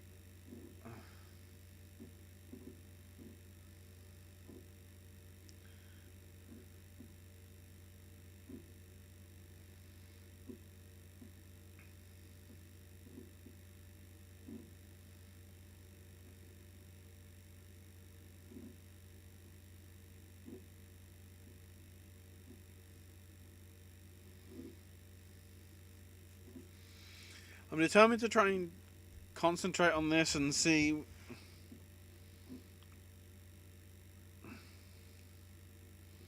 There's a good. I like the scorpion kick from Kai there. Offense by any way, even if it means bending your leg round the back of your head. Yeah. Candice now getting involved. And immediately rolling out, immediately going for a spot and then failing. I'm confused. Oh no, she's gone to the outside, which obviously means crazy dive, crazy dive. Oh, are we going to fail? Are we...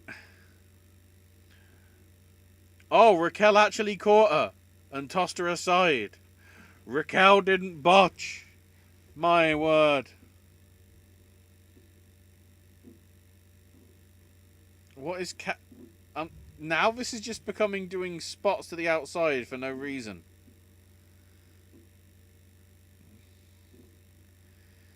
If they all have to do a dive. Please don't botch.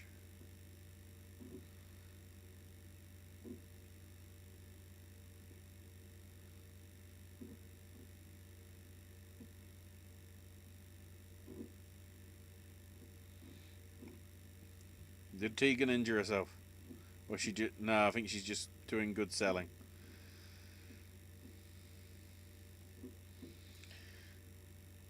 Is Shotzi going for the trust for... Hang on, where's Shotzi going? I didn't even see Candice go in the ring. Brilliant. Great camera angles, guys. I didn't know why that was happening. Then I suddenly found out why.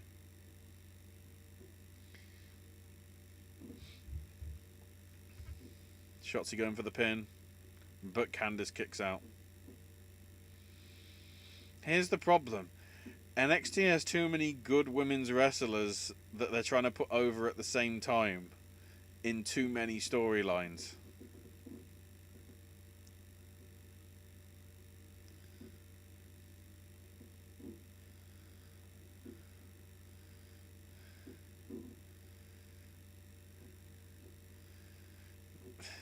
I do like the bridging accolade or whatever it is off the mat that Shotzi does.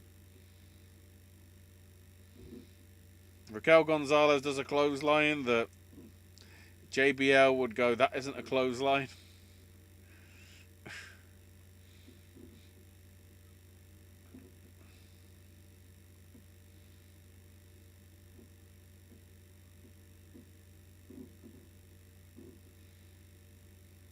They're doing well by talking and covering up the fact that you could already tell from this audience that they've been sat there for nearly 12 hours and are exhausted. They don't sound like really high energy. Arguably.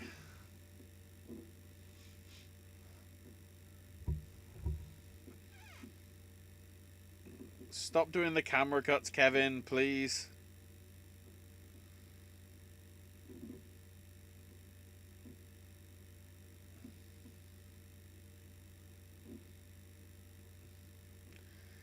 Great. Go.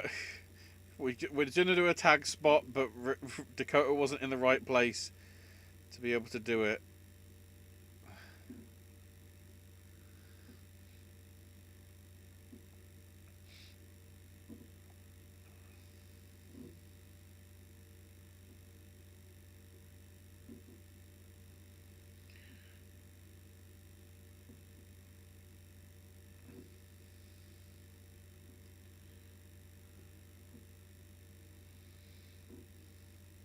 Well, I hope if they keep banging on this plexiglass to try and get noise, one of them breaks, like it does in ice hockey, and it's like, we've got to put it back because of the great Steve Corino crisis. Me and him with the hot tag, because I don't think Mia Yim's been in the match yet. I think, or she might have been. Because I was trying to get everything set up earlier and sorted, you know. This has been pretty good so far. I'm not going to say it's excellent, but it's, you know, been a pretty good. It's been a pretty good tag. Went for the soul food, but reversed into the suplex. Tegan Nox's reaction there is gifable.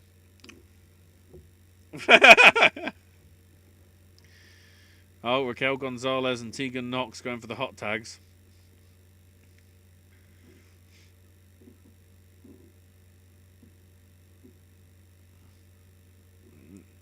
Just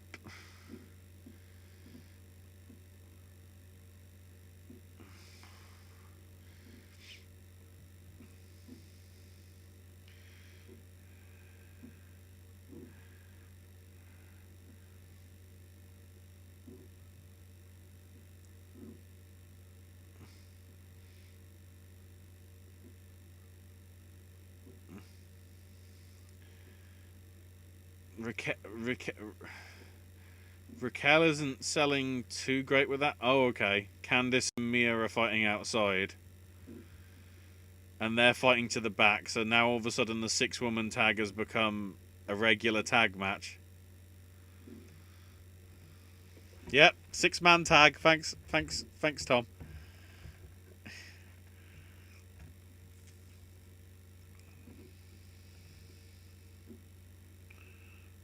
Oh.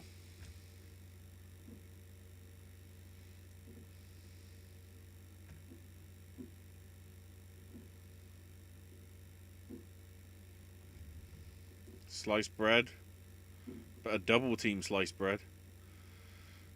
Oh, that kick didn't go great. Shiniest wizard. Is that it? Yeah. Oh, that's good, because obviously Moro's doing live commentary from not there. You hear the bell ring on their end with the audio about a second before the bell rings on the video feed. Oh.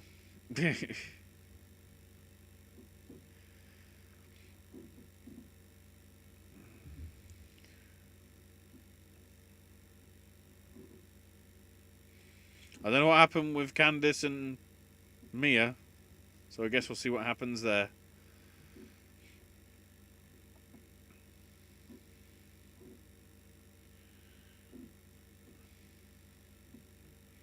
I don't know what that means.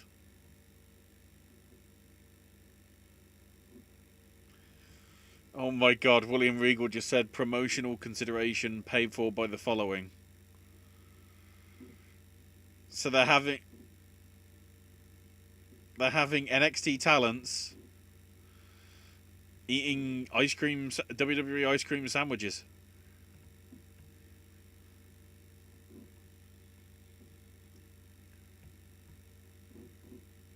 That was so in the vein of Lord Alfred. God bless you, Regal. God bless you. You didn't have to do that, but God bless you, sir. God bless you. I love that.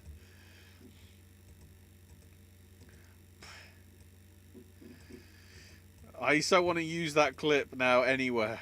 William Regal saying, promotional consideration. That shows you how ingrained it is in my mind. I tried to do it in the voice of Lord Alfred. Promotional consideration paid for by the following. Even though it was clearly... Oh, Rhea Ripley's got different contact lenses in.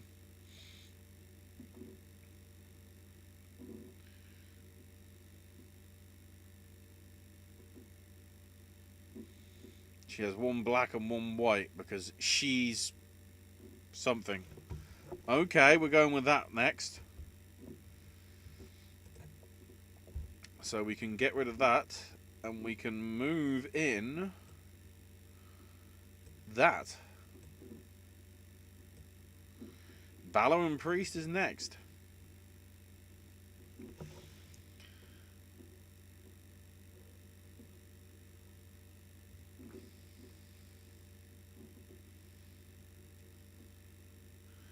I'm confused as to this because I don't know whether we're trying to build to a bush with Balor or whether he's putting over Priest.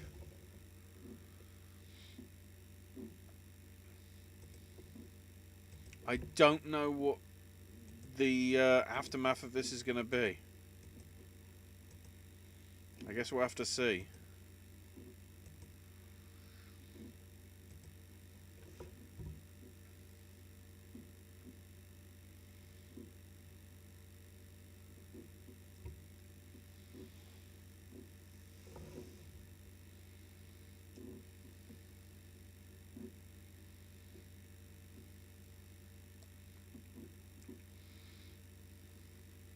The guy that never had an opportunity really properly on the main roster due to various different circumstances.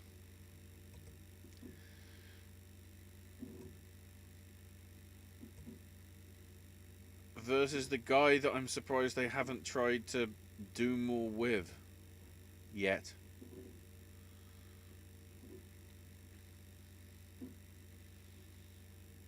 They've had to remove all the framing for the graphics because Damien's Priest full logo goes over the In Your House set, because of course it does.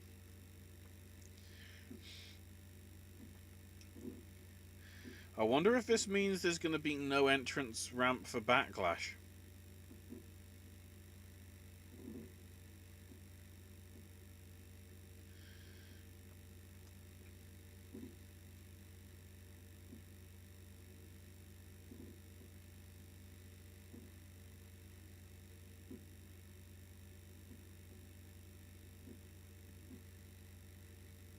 This is weird. So Priest is the heel.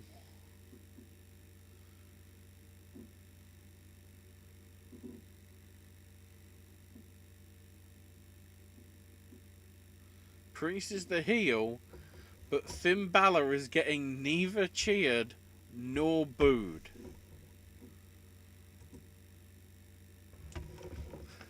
Okay.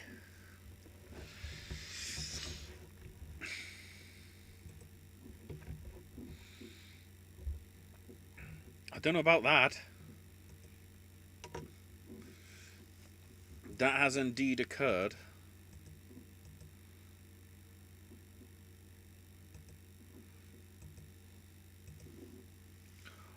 Wow. First ever Universal Champion for less than a day. They keep bringing that up as if it's to spite him. Oh wow. Runs straight in with the dropkick. Except Tom Phillips calls that about a second before it even happens, because somehow the audio of the commentary is behind the video. This second delay It's causing a problem now.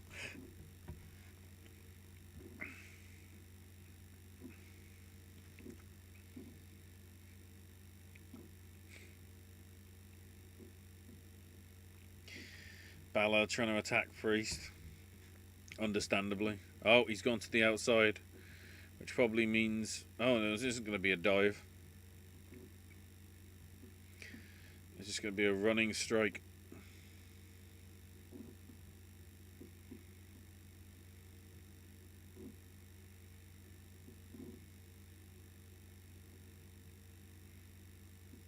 He ran him into the steps. Except he didn't swing him properly. Did they do that just to tell Nia how to do it? And where to be positioned? And not injure somebody? I don't know. Maybe.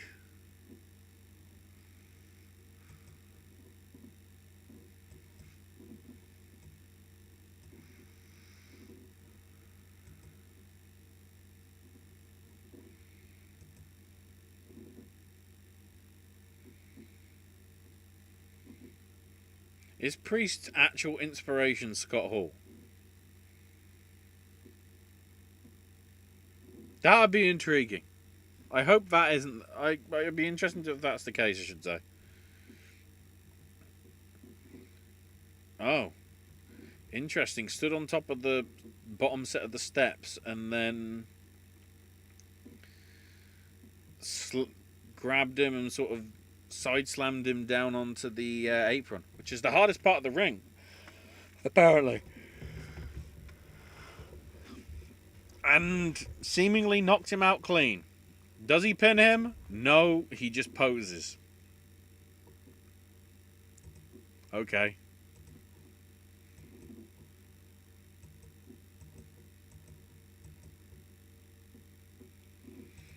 Some random chant going on there that I couldn't work out what it is.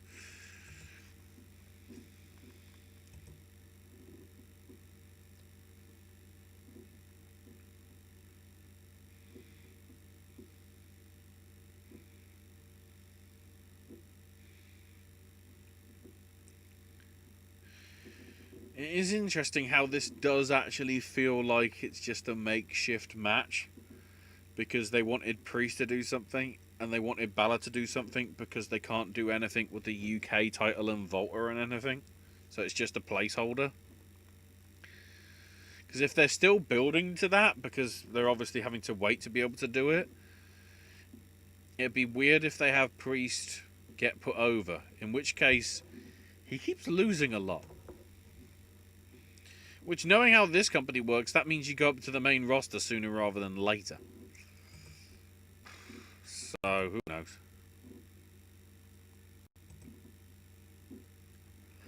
We'll see.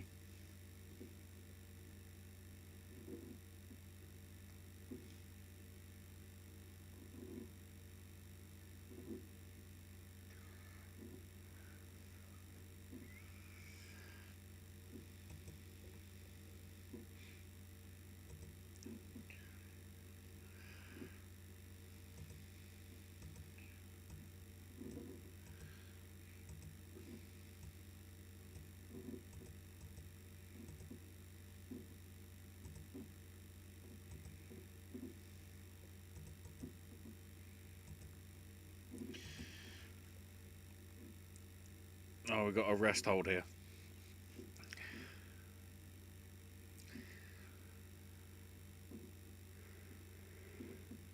Jawbreaker from Balor. Oh, and then the slap around the crab slap around the head.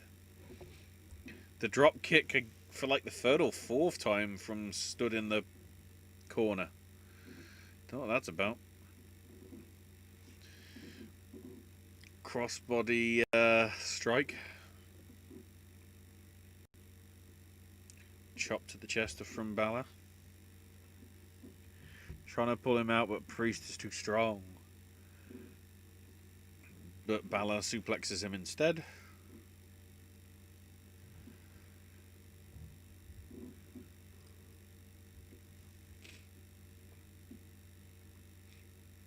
Drop kick to the outside. Is this the obligatory dive spot? Oh no. He's just going to kick him. And kick him. And kick him, but except because he's kicking him, cut to a different camera angle every bloody 2 seconds. So I'm actually getting a bit motion sick.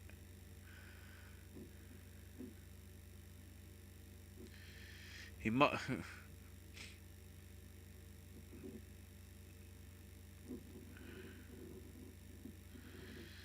Went for the dive to the outside. Didn't happen. Priest going, I guess, for his finisher because he signaled for it.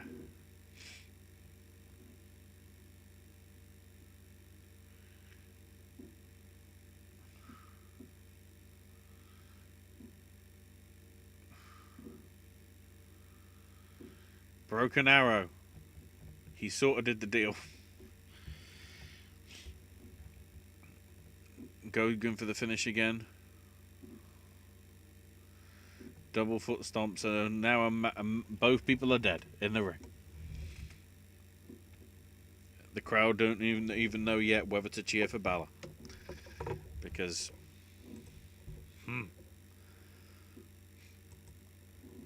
they don't know what to do.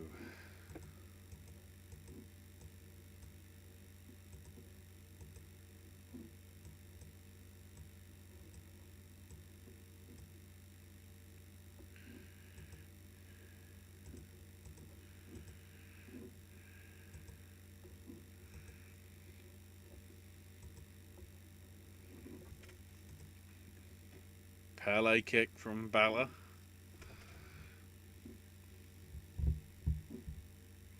This has been good so far.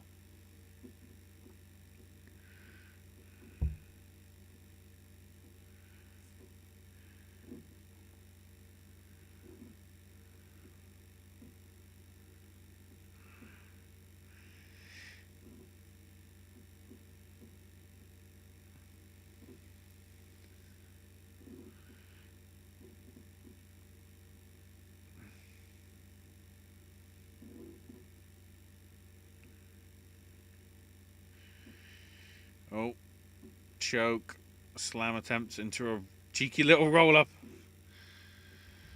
Except the roll-up isn't good enough. Clotheslines him out the ring. Priest just jumps up on the apron. Priest kicks him. Oh, hang on. More stuff on the outside. Throws him into the barricade. I'm pretty sure the referee just said something, but because I wasn't paying attention, I don't know what was said.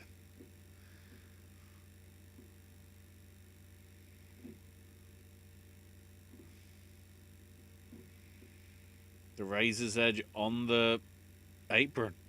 It's just the hardest part of the ring. It's obviously going to be a... Wow, he didn't even... It was like 1-2 and he kicked out at like 2. He didn't like give it even a 2.5, Balor. Oh, what that was about.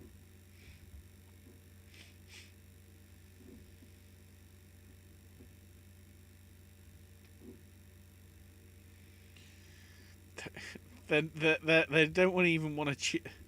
It's like a let's go back. It's a half-assed let's go Balor chant going on. Because lol. I guess.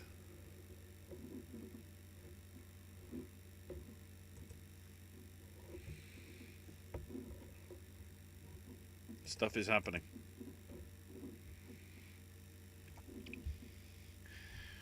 Going for he got 2 elbows in the corner, went for the third, but of course, sling blade. He's doing the pointy thing. Spinning kick. And then a second one from Priest.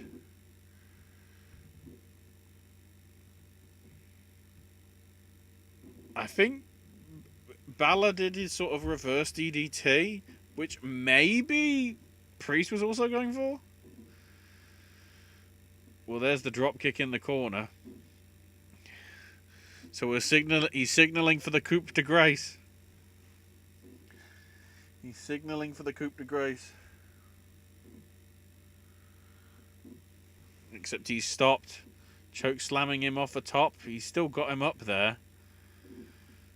He's on the second rope. Super choke slam. Priest can't capitalize because he slammed on his back. Pins him.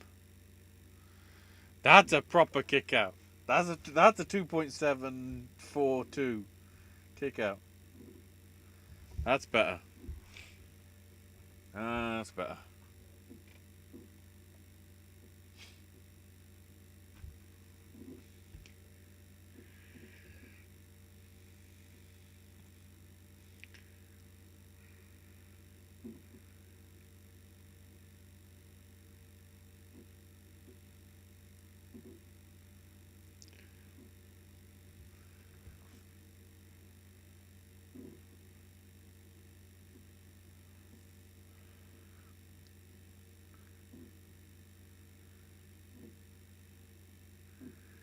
I'm trying to work out what's happening here.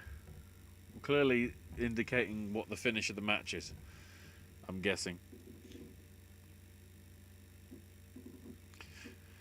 Random person outside going, "What are you trying to do?" Oh, it's the PWG apron spot. Some stupid shit's going to happen with the steel stairs. Because they keep framing it. Trying to razor's edge him onto the stairs? Is he trying to razor's edge him onto the stairs? But Balor gets out. Punches him. He slams on the back, but slams like his bottom half slams directly on the back of the steps. His shoulders didn't. Let's see the replay. Let's see whether this was... Oh. I don't know. I don't know whether his whole back should have taken the brunt of the weight. In which case the steps are in the wrong place. Oh. Coupe de Grace, but onto his back. Is this going to be the proper Coupe de Grace? Is he going to go for the proper Coupe de Grace? God, he's a long way away.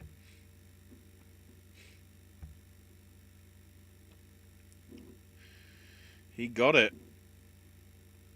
And got the win. That's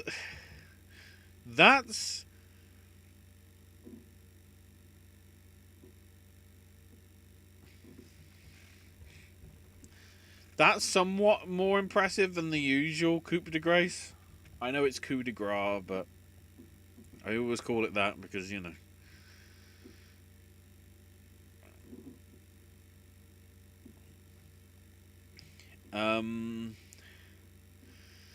The interesting thing is, normally when the coup de grace is attempted, the person's very close in the corner. Priest was...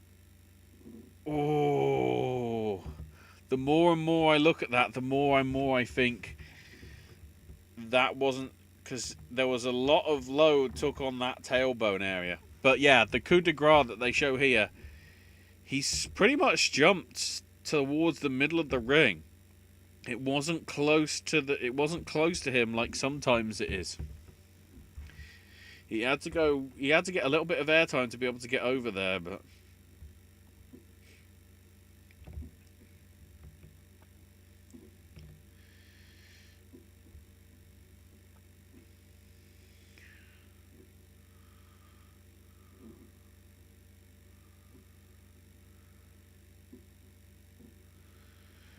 they're having a stare down. Priest is in the corner and he's doing the gunny gun thing. Gunny gun. Oh God. Greatest wrestling match ever.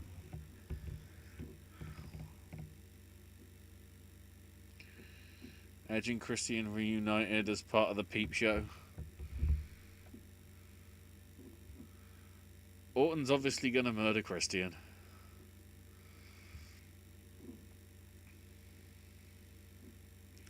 And the Master Lock Challenge. The Master Lock Challenge for McIntyre. Maybe.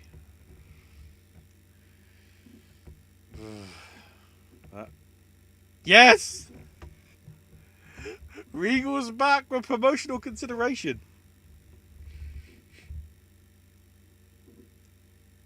Oh god, they're advertising Ico Pro. See, the ice cream bars do exist. I don't think Ico Pro does anymore. We got some joke promotional considerations in here as well. I approve this. The sad thing is nobody actually bothered to properly sponsor it. That's disappointing. Wow. We're putting Leon Gargano.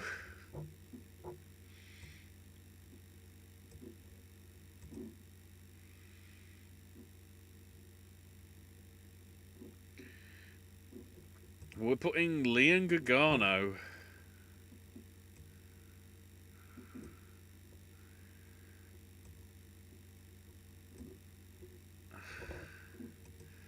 We're putting Leon Gargano on now. We really are trying to push Cross against Ciampa then. If it's gonna be...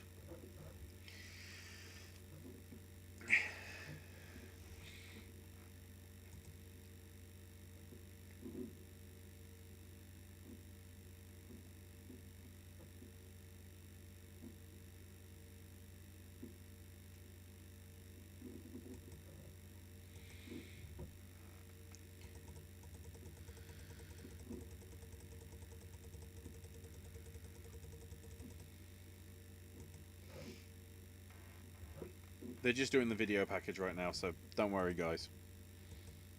Again, I don't know why I'm saying that, because nobody's watching.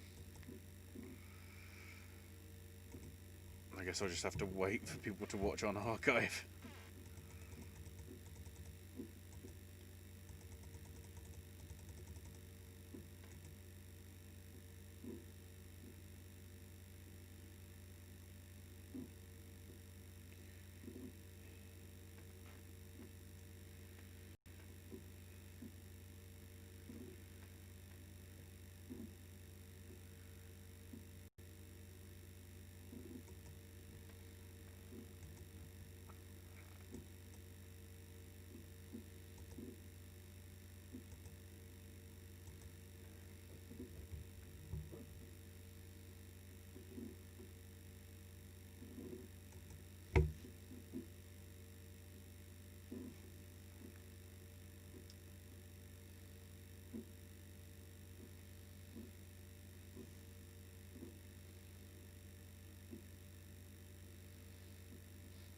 It does feel like some of these things are building way towards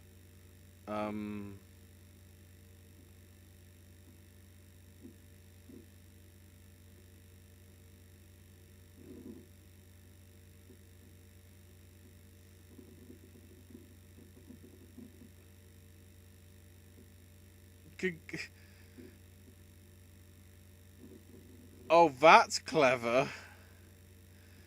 Gargano's coming through his house door because that's apparently his set.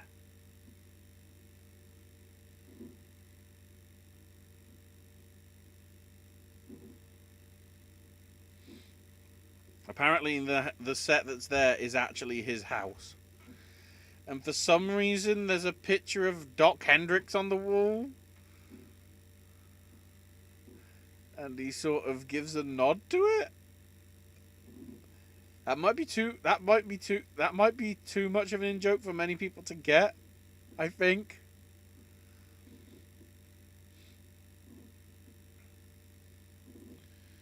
Interesting gear for Gargano. I don't know what it's inspired by. It's like...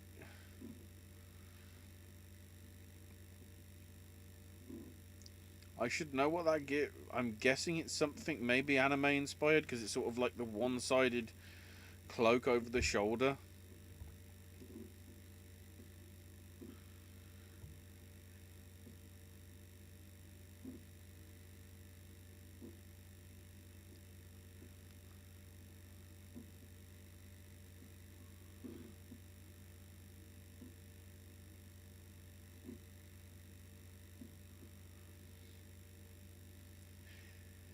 Keith Lee's coming out, should be getting loads of cheering, and they're not even bothering to cheer. Maybe because they've been sat there for so long. They bother to boo the heels, and then when the faces come out, it's just like... It's just clap... Ugh. Because they're overworking the bloody audience. Black Lives Matter on the back of Keith's gear. Which they're not referencing at all, seemingly. So that's...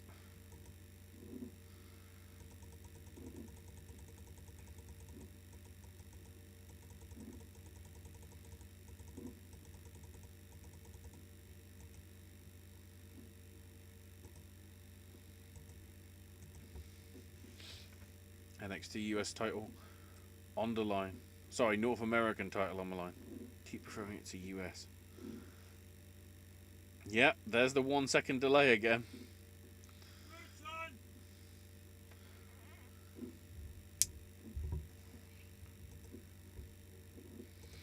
I'll have to let you enjoy that for a minute because I've got to go and grab my dinner. So, hang on. I'll put Dennis on. Dennis, fill him in.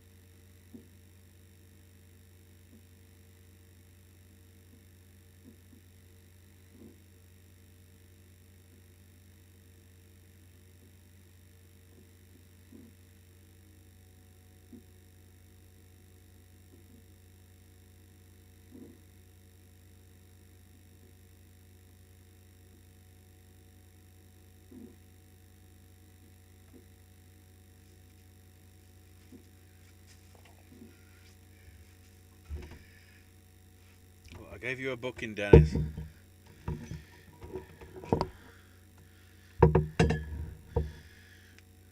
are no longer booked. Ah! We're still covering that. This match, I think, unless it's already finished. Please don't tell me that's it. Oh, thank God he kicked out. That would have been awkward that I left right as the bell rang. Sorry, I just noticed Gargano's ring gear. Is he channeling Bryan Danielson?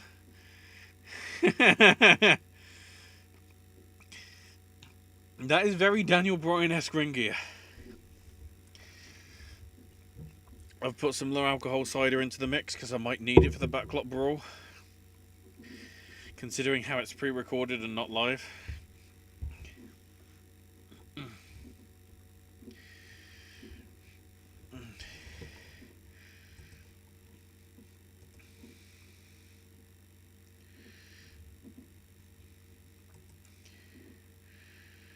Oh, I see.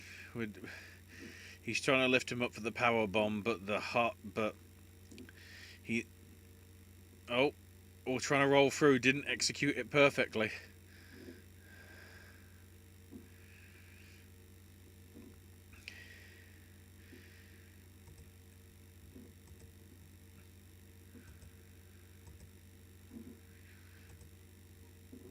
Gargano sucks to the John Cena theme. Okay. Please don't let that be a thing in the future. What's that all about? What is that all about? I mean, I sort of know what it's all about, but at the same time, I don't know whether I like it. I don't know whether I approve. I mean, it occurred, but I don't know whether I approve.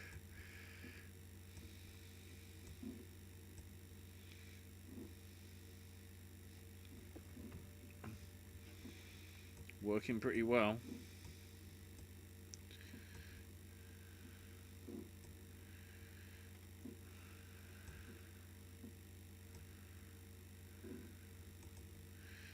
Gargano goes for a roll up and just misses out.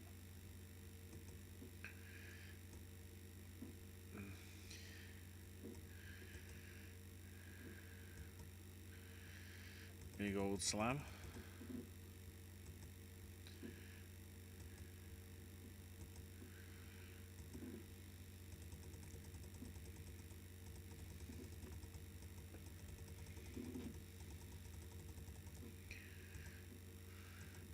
There's been so many great North American title matches.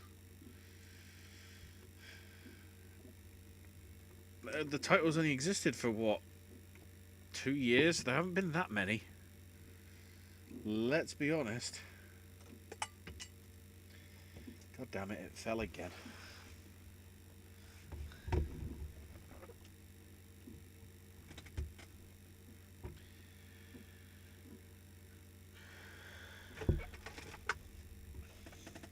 Don't you forget about Steve or Keith either. Oh, we got jump to the outside. Where the hell's that gone?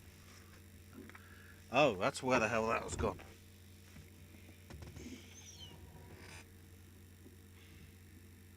Ugh.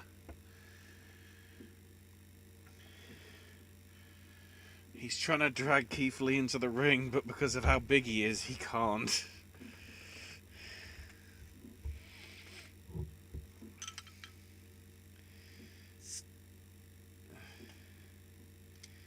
Break the count.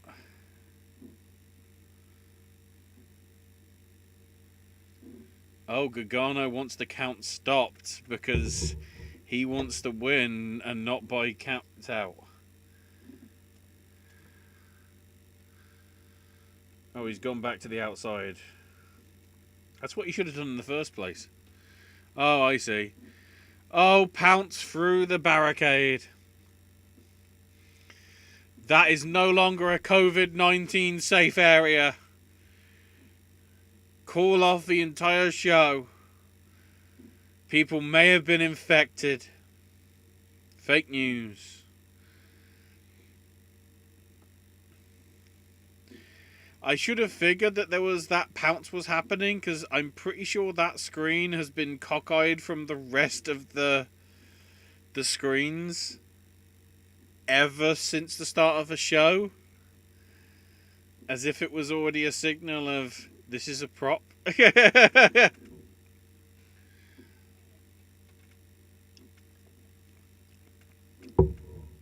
Oh God.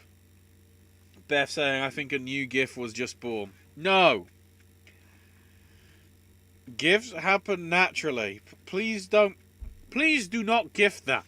Because WWE will have already GIFed it. Because...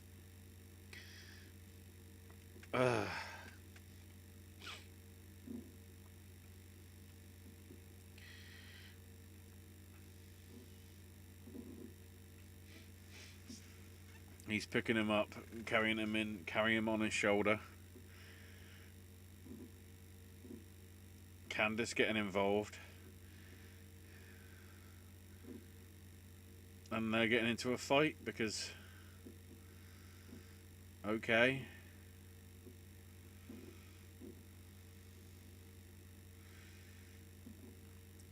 Gargano's going to win this, isn't he?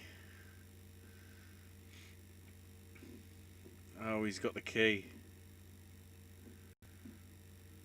And he's getting him in with the eye with the key.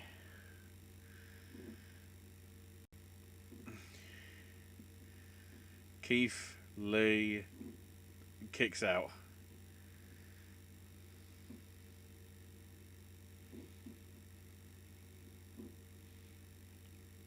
It wasn't car keys, it was house keys, even though that clearly isn't his house. Because I'm pretty sure Gargano doesn't live in Florida. There's a kick. Kicks him out at just about 2. There's another kick.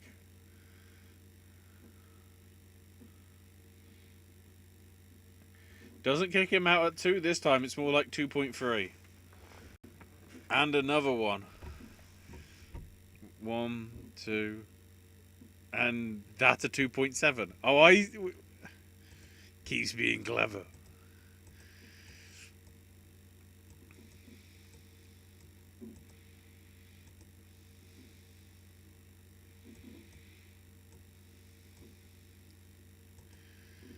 Living up to its billing. I don't know what the billing is. Can somebody get me the bill, please? Thank you. I mean, this looks like Keith Lee's winning. If he doesn't, then...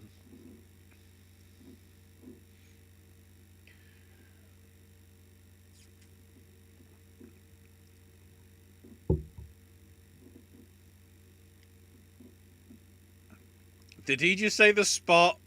Matthew? See if the spot was just mentioned. Spirit Bomb? Yeah.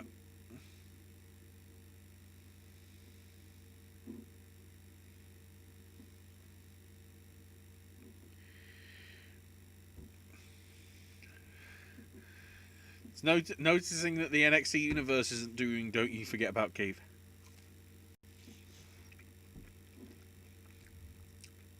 Because that isn't a thing.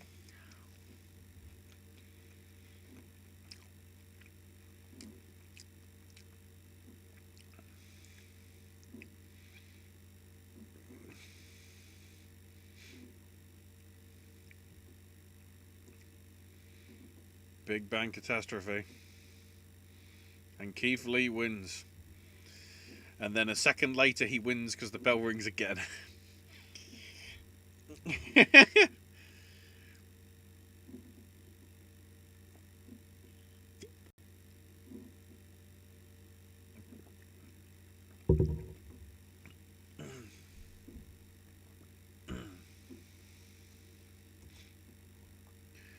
Except they're not really basking in his glory.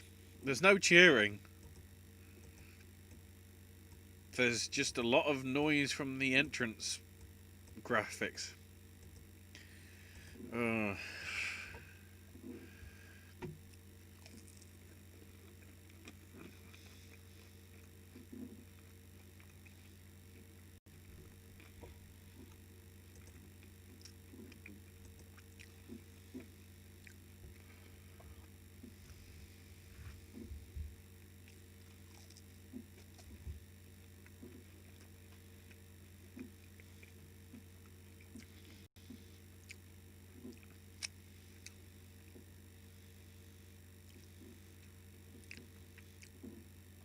So it was a spirit bomb into the Big Bang catastrophe.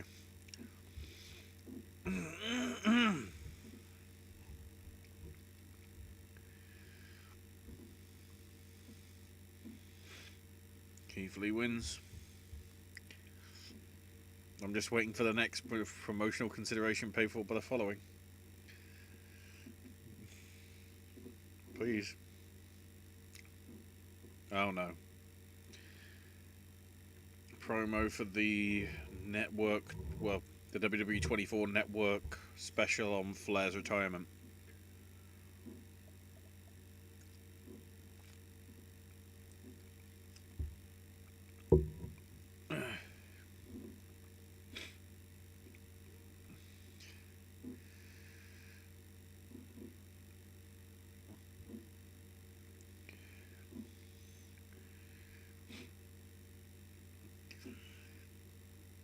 So they're doing...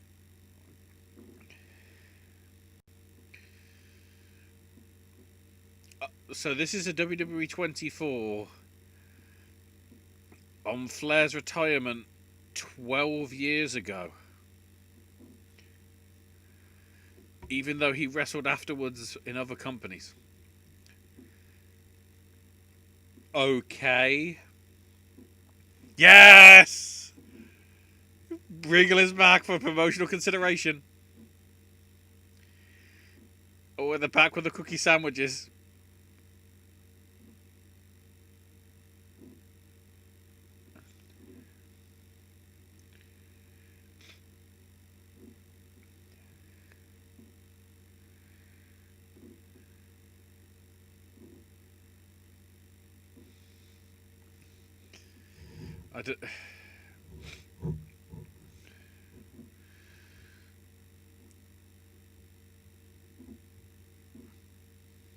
Charlotte doing such an angle so all you can see is boobs.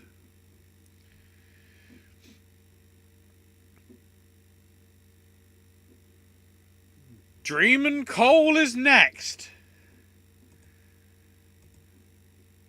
Dreamin' Cole is next. Oh, I switched the wrong graphic. Balls. Dreamin' Cole is next.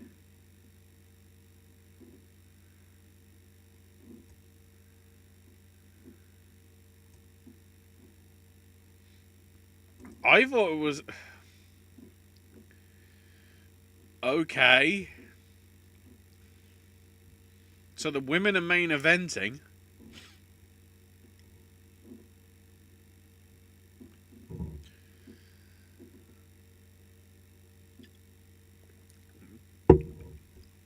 If that's the case, because we're doing the Adam Cole video package and whatever, I'll take my bathroom break.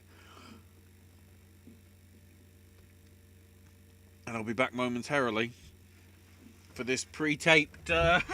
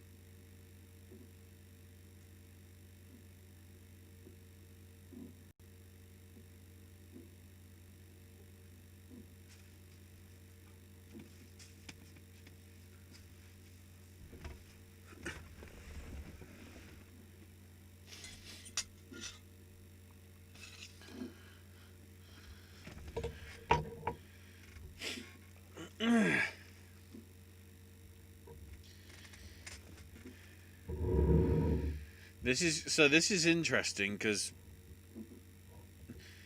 if Velveteen loses, he's going to the main roster.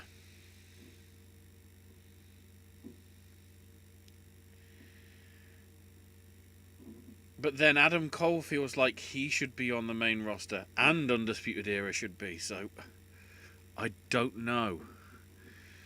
Oh, this is less of a backlot brawl and more like the weird fight that they had. Oh, we've got an actual ring. Okay.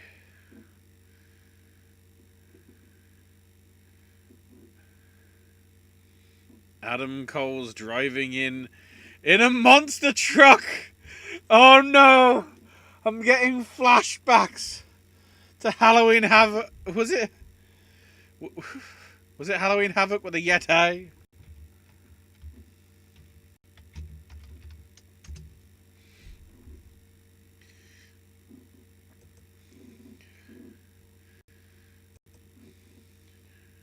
They're doing commentary over this.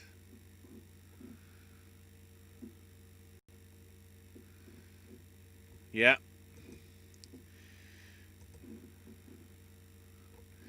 Halloween Havoc 1995.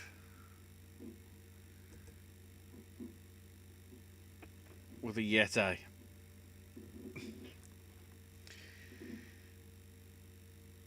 Here's the prop. Wow. We're doing this as if it's... Oh... I'm guessing Velveteen's got a giant... No, Velveteen's coming in a Lambo.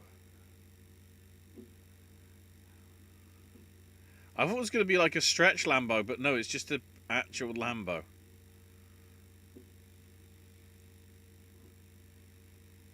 Somehow I don't think that Lambo is going to be used in the moves.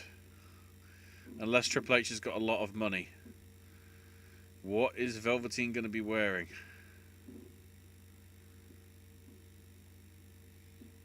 Oh! Negan style. And he's got his hair very different. It's sort of dreadlock style.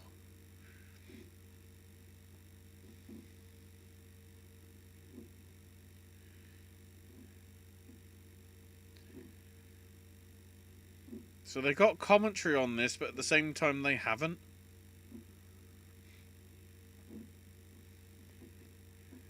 Drake is officiating this. Yay! He's smiling all the time.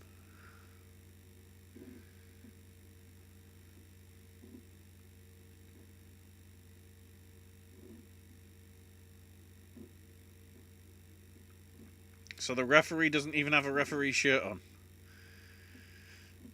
Is it unsanctioned?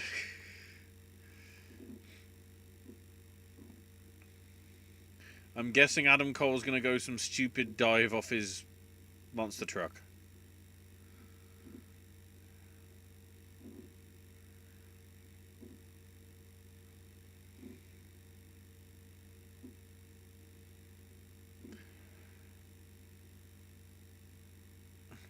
I noticed they've taken away the live graphic because they're acknowledging this isn't live.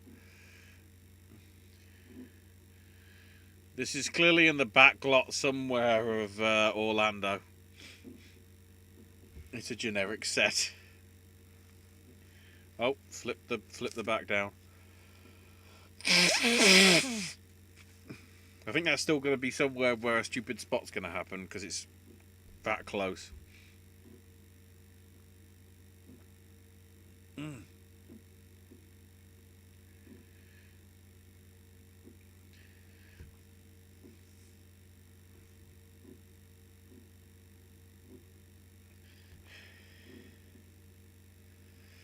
They're wrestling this like it's a match, but the problem is there's enough spots in it where they're trying to do like talking bits and ugh.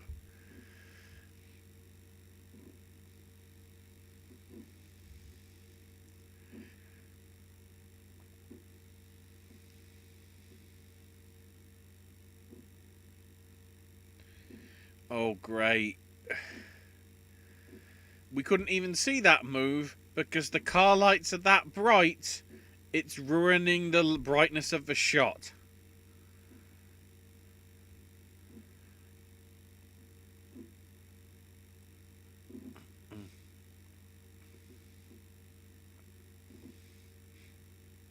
He's now getting in somebody else's car.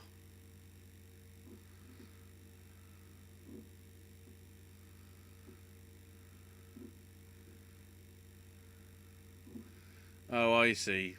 It's a proton that they could get for cheap.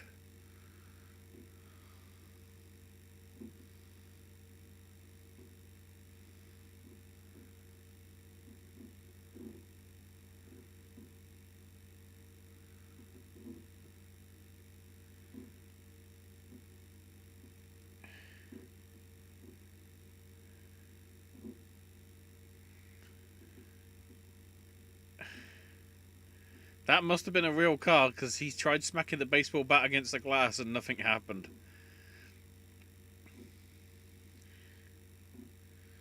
Oh, here comes another van. Did somebody call for an Uber?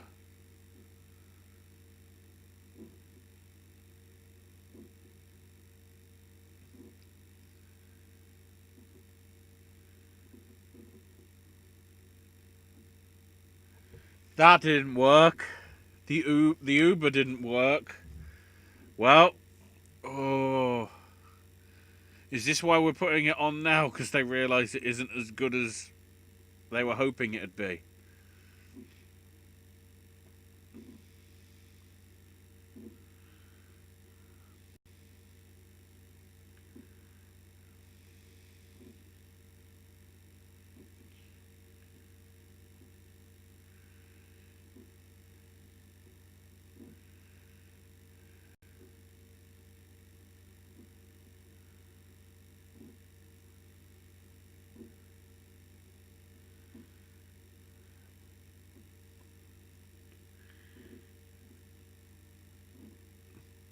He smacked him in a horse.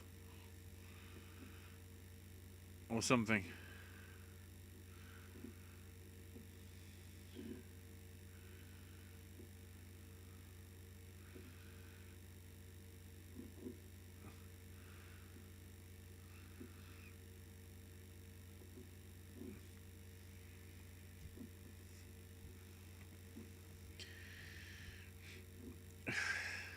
Now they're just walking to somewhere. They're walking to somewhere, but Adam Cole has disappeared.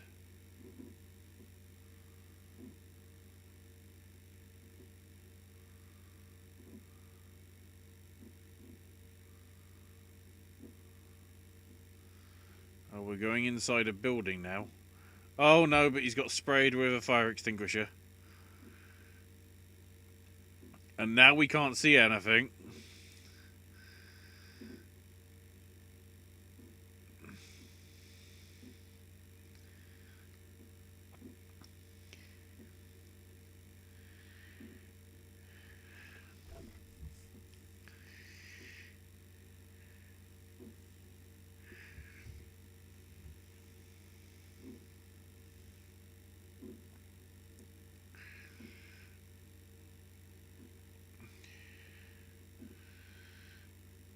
Velveteen's shirt being ripped off now. I don't know what to say to this. This is, in all the sort of pre-recorded setup matches that we've had, this is proving to not be that good.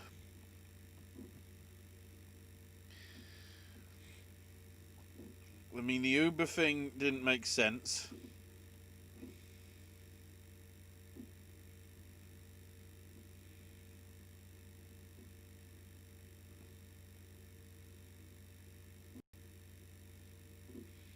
That truck's got a Triple H number plate on. Or what looks like a Triple H number plate.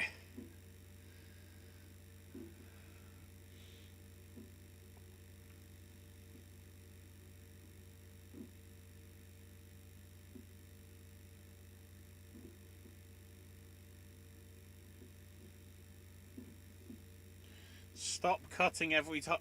I know this is pre-recorded, but why do we have to cut every single time that there's a strike? Ugh.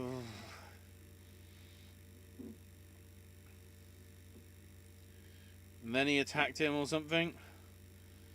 Cole sneaking away. I'm waiting for Undisputed Era and Dexter Lumis to get involved. Because they're probably going to.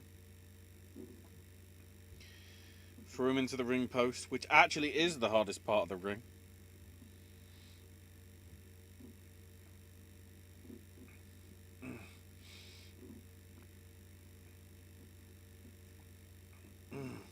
Rick Rude style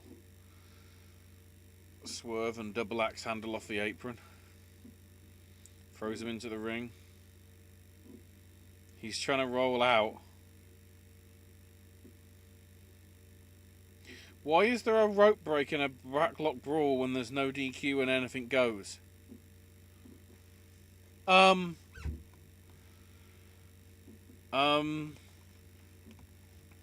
a timeout being called for, which of course brings the whole there is no times out. Went for the dive, and Cole super kicked him.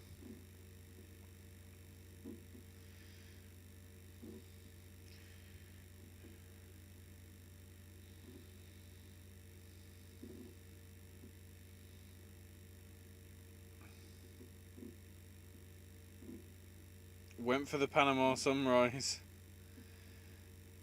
but super kick in return from Dream.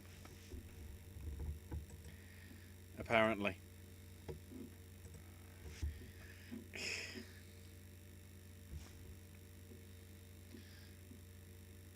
No, slammed into a car.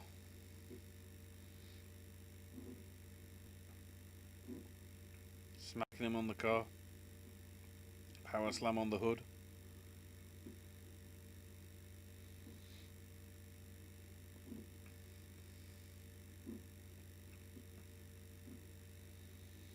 Oh no, he's got a ladder. Where that ladder's come from, I don't know.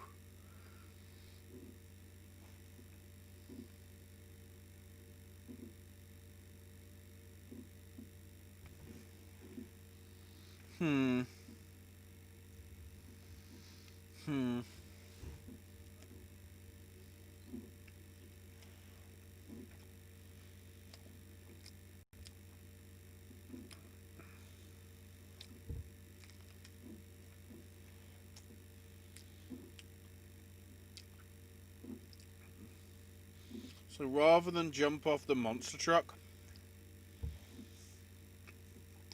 which would be at the same height roughly, he's going to jump off a ladder. Except here comes a car to cause a distraction, which of course is Undisputed Era for the distraction.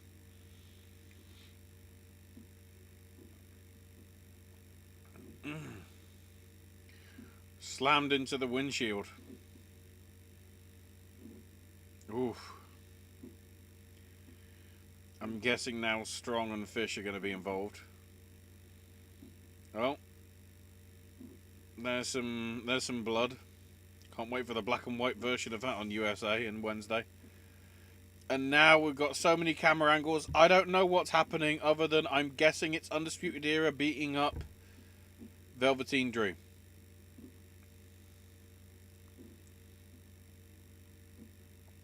So many angles.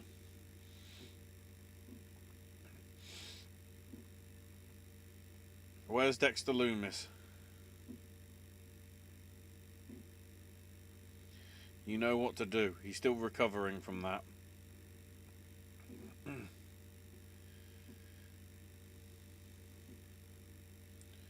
They're jumping in the truck. Oh, apparently there was a load of plunder in the back of a truck, on the monster truck. They're throwing the chairs in the ring. It's a Terry Funk.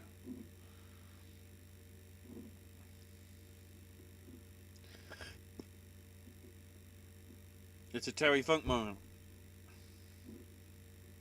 All the chairs. Oh, there's a chair that slipped under the ring.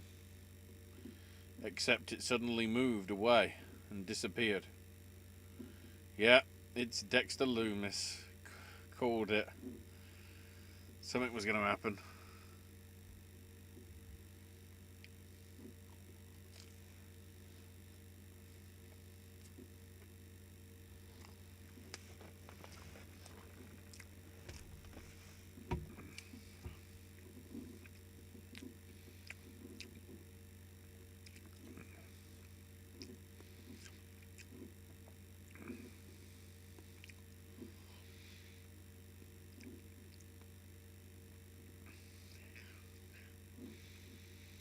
He's sticking them both in the trunk.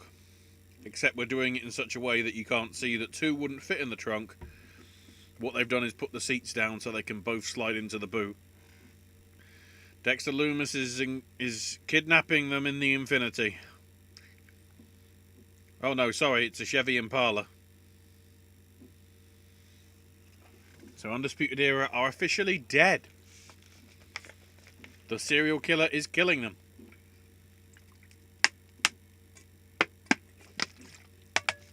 The great thing is Cole probably wins now.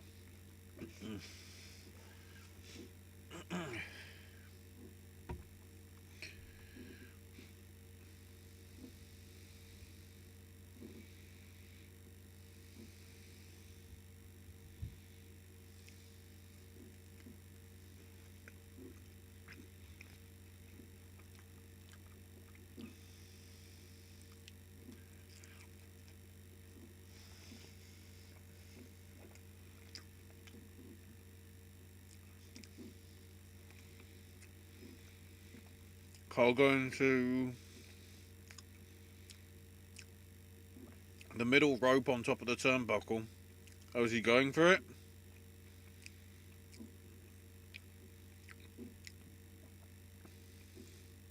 That wasn't a Panama Sunrise, that was a Dream Valley Driver. Bloody hell. Moro. That's what he was going for, but it didn't connect. Moro.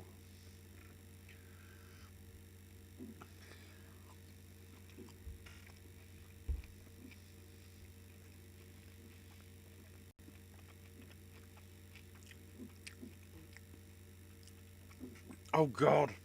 I've just noticed the clock in the background. It literally says 12:15. And that's a live camera as it happened. Because it apparently finished at about 1 in the morning. In terms of taping whatever they wanted to tape. I should have tried to pay attention to the clock earlier.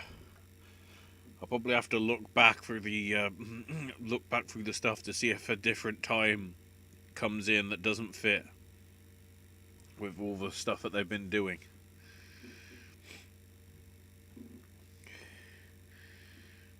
Well, the fact that Dream Valley Driver's been hit... Well, he hasn't hit the Purple Rainmaker. But Adam Cole hasn't done anything, so I'm guessing Adam Cole's retaining.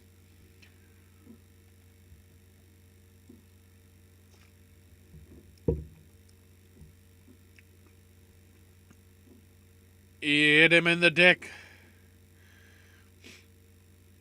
He hit him in the dick.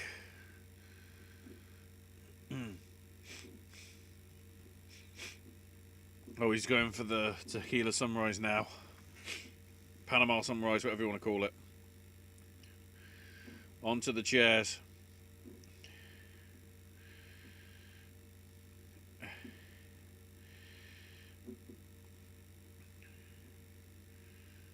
And Adam Cole wins, despite the fact that he pinned him on chairs so his shoulders were not on the mat. So Velveteen Dream's going to a Raw or SmackDown then. Clearly.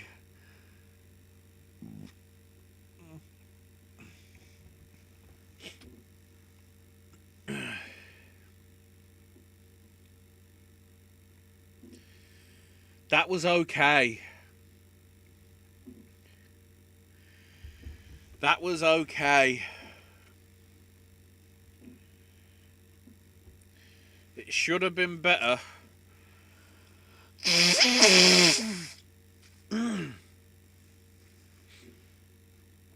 It should have been better. My question is, looking at the current roster, Who's the next person to challenge Cole? Because it's obviously going to be a face. The only one that I can think of, at least in the short term, would be Balor.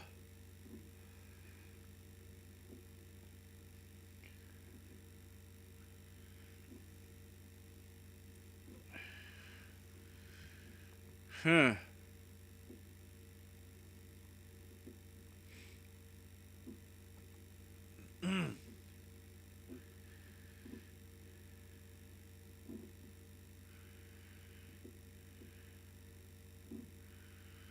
And now the drone cam on Velveteen in the ring.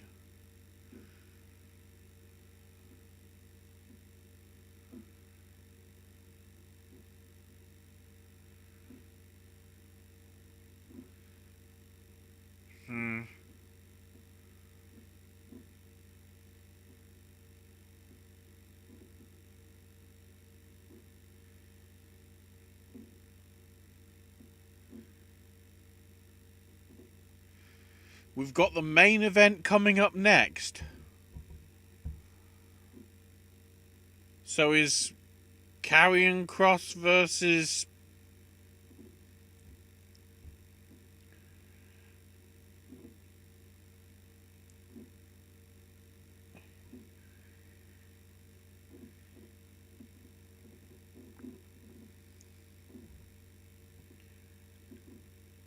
Okay, they're playing it. It's a WWE shot promo. 900 is dead. It's WWE.com instead. Todd's voice has gone so low now. It sounds more like bloody...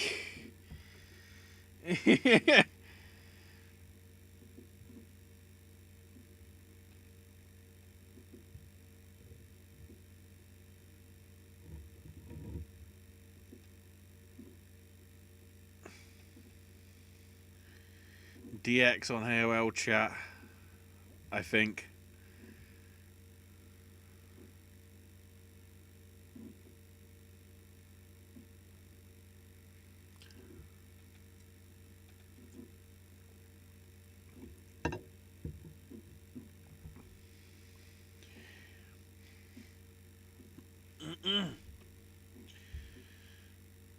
So here's the main event. Ciampa and Cross. They said that this is the main event. This is the actual main event. The women's match is not happening, apparently. This says everything, though. If they're putting Cross and Ciampa ahead of the title match,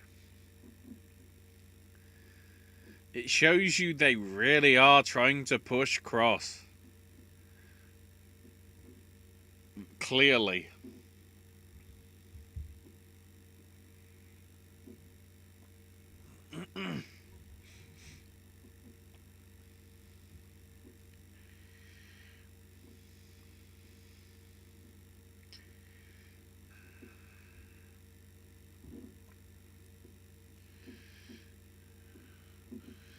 Unless, of course, Cross turns face because of how over this gimmick is and beats Cole.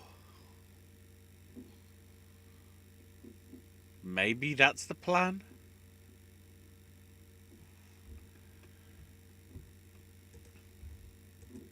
Oh, we're getting the fancy entrance.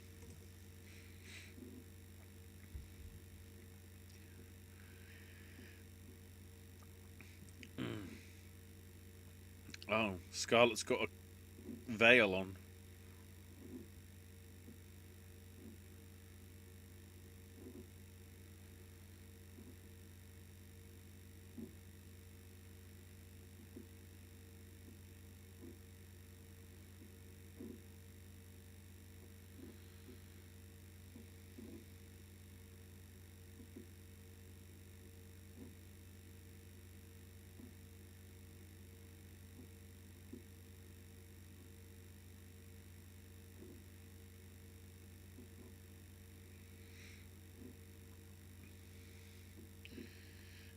some interesting paint down Scarlett's eye.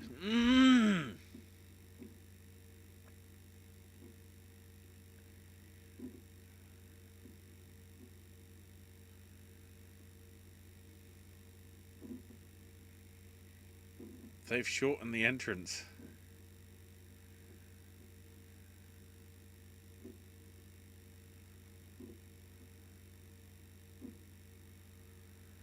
God, the way they're doing Fall and Pray, it's like Fall and Pray, Fall and Pray.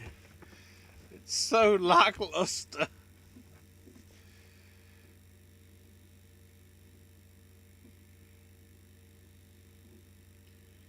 It's weird that somehow now, because it's on Takeover, it doesn't seem as special.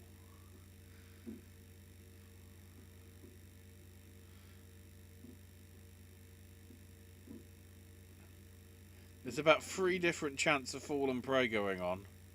So that's just confusing.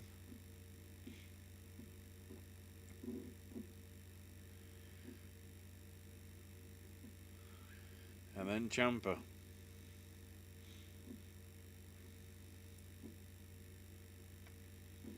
I don't know whether this... We've got so much smoke from the other entrance, I don't know whether this is the plan.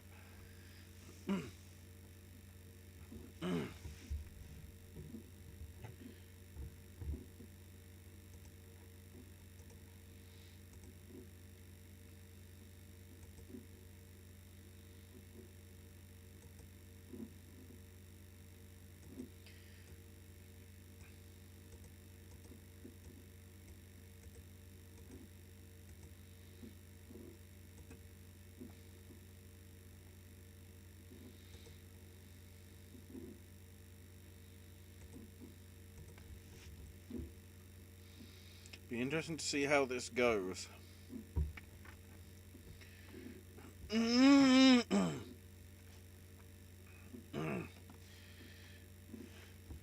It doesn't feel like it should be a squash match, but I don't know. If Cross loses, this really I'm confused. Cross is winning this.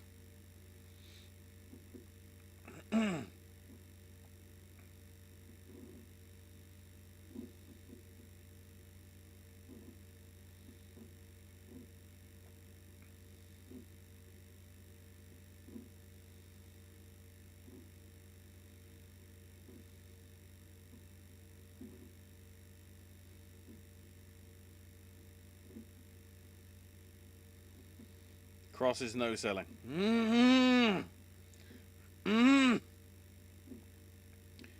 Cross is still sort of no selling. Big boot to the face.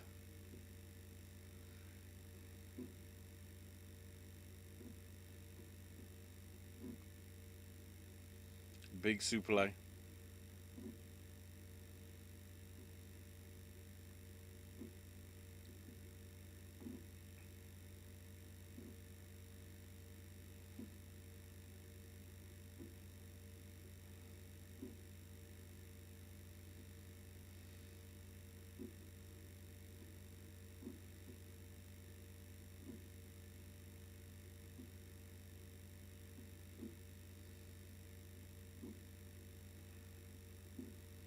Trying to go for the DDT, but Cross stops it. Ciampa trying to get out of a suplex attempt. Ooh, that was a big chop to the chest.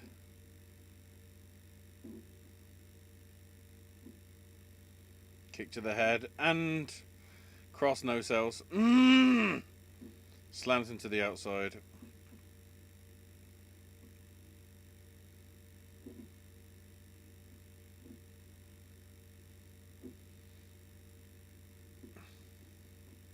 Slams him on the apron.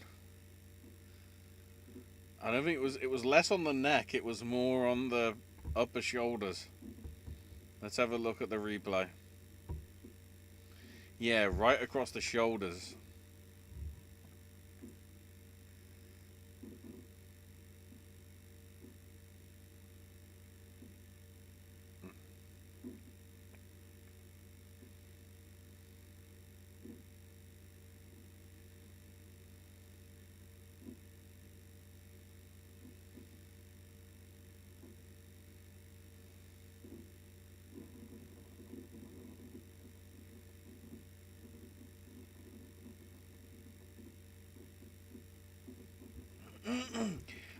I'm listening to this and I'm just hearing stuff that clearly sounds like audio that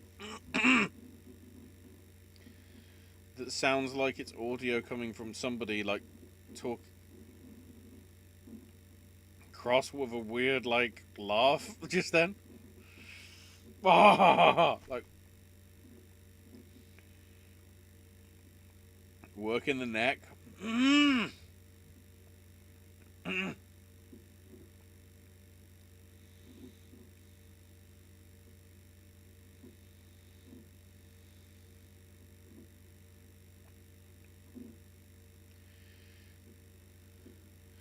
Another suplex.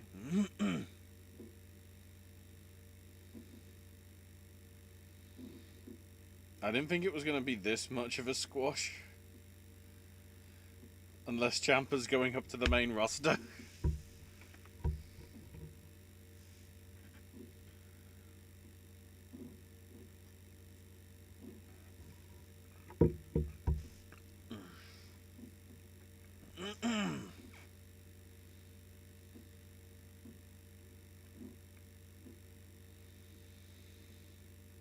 I'm trying to remember what anime character had like red over their face like that.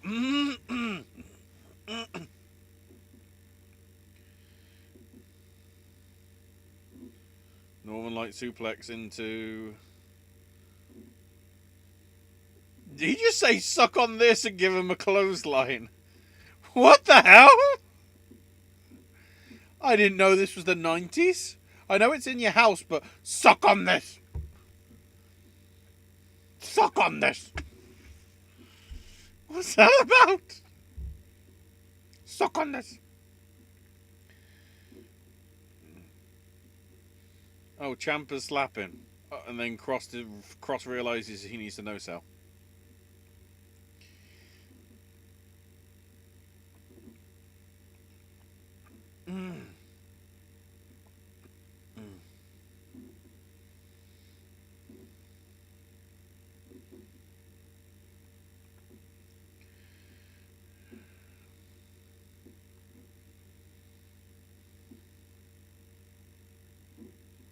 And he's going to kick out.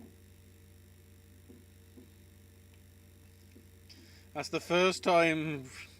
That's the first time that Cross has looked vulnerable. I'm glad to see they actually are having it and not have it be an overly squash match.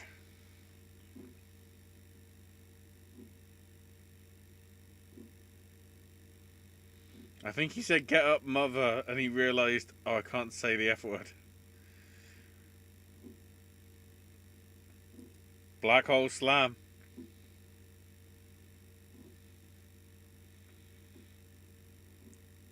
Into the Cross jacket.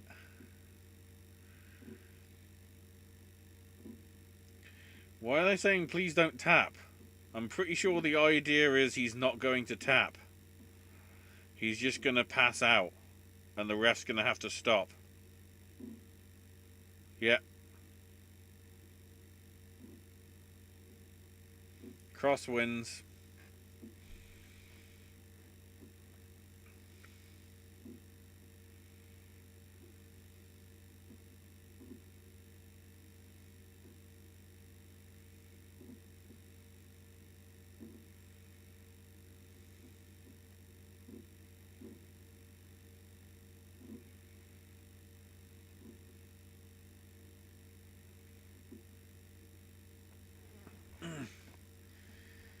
It was probably as one-sided as it should have been.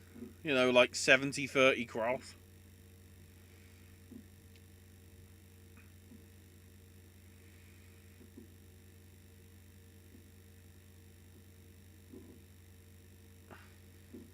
Oh, of course, yeah.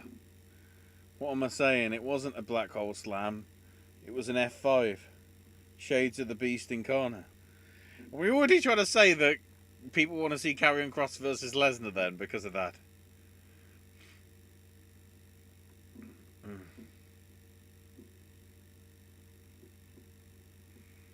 My question is, what's next for him?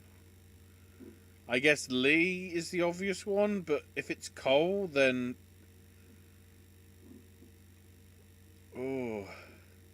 It's always the issue when you bring somebody like this, and the problem is, with the way he looks, Vince is just going to want him immediately. Let's be honest.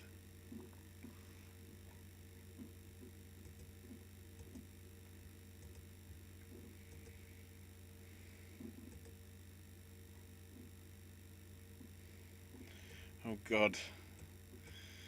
It's actually official. The greatest show is actually a thing. Oh, no. The greatest wrestling match ever. I can't wait for it to not be the greatest wrestling match ever.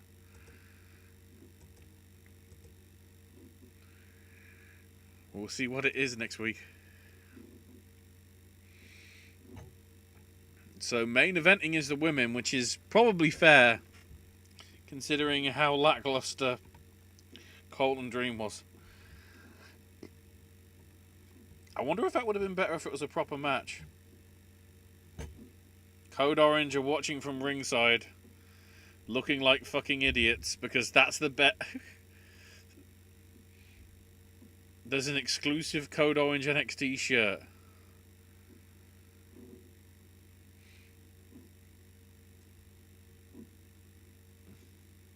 Oh, Robert Stone's drunk and off his face.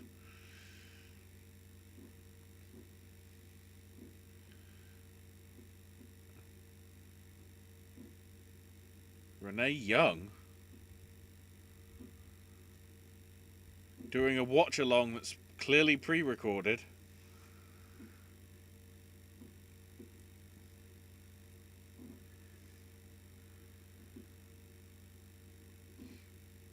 Oh, Renee's going to be interviewing Triple H. Interesting.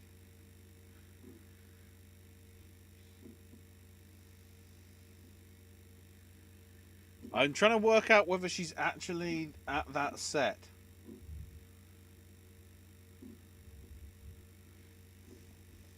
So the women are main eventing.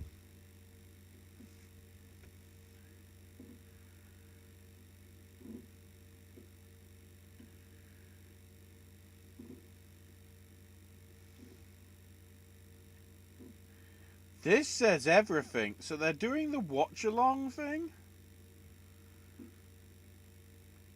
And there's only, on Twitch, there's only about 200 people watching. They clearly don't do a lot of press about getting people to watch there then. Now the question is, how many people are watching on YouTube?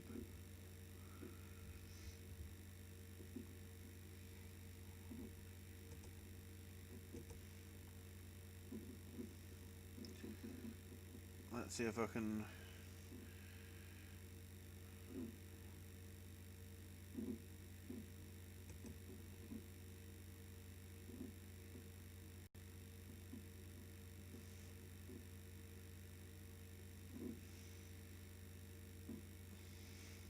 Okay, there's about 1,000 or so watching on WWE's YouTube.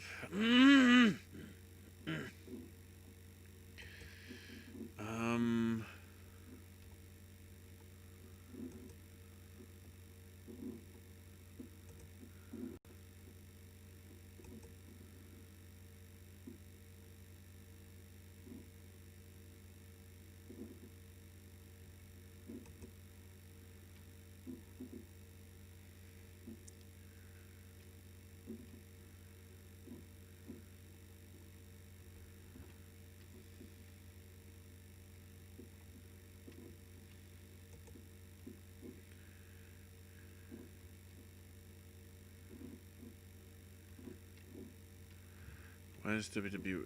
Oh, there's WWE's Twitter. Because I think they were doing a live stream on Twitter with the watch along as well. Whether they've pinned it.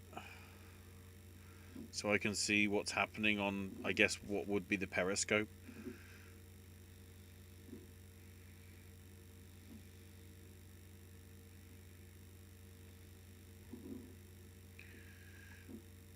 Oh, interesting. The WWE.com actually just directs to the After the Bell podcast. How many people are watching on Twitter? Yeah, I want to see numbers, please. I want to see numbers, please.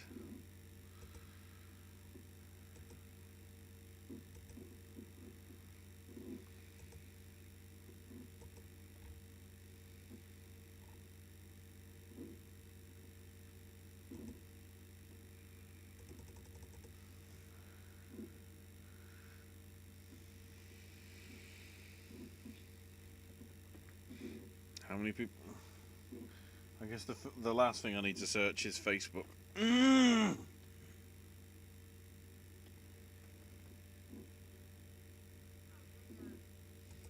Wow.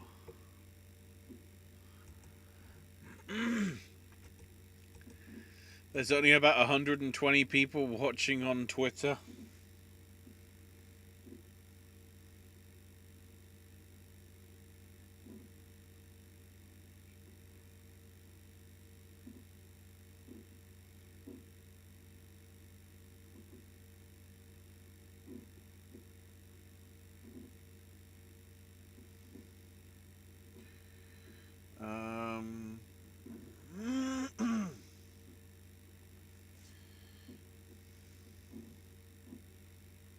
And there's wow, and there's only about 200 watching.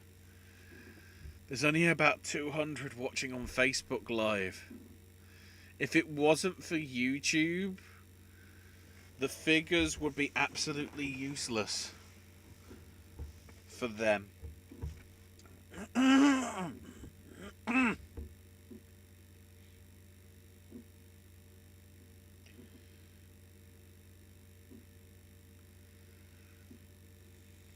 Please give Io Shirai the belt.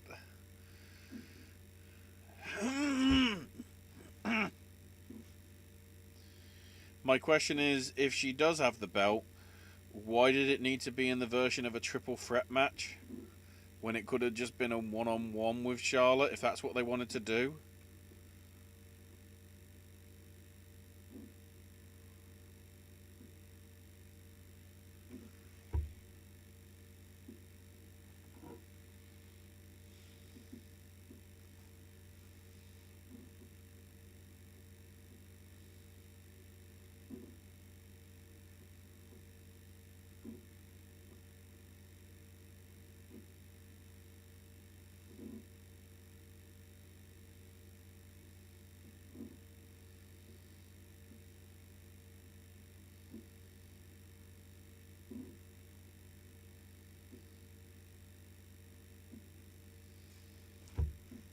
Oh, they're all wooing, they're not booing.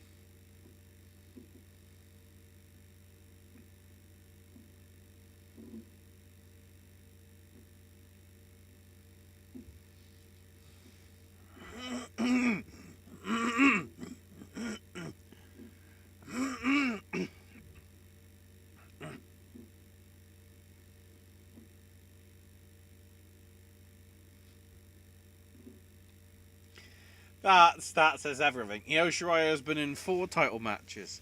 Rhea Ripley has been in 8. Charlotte Flair has been in 66.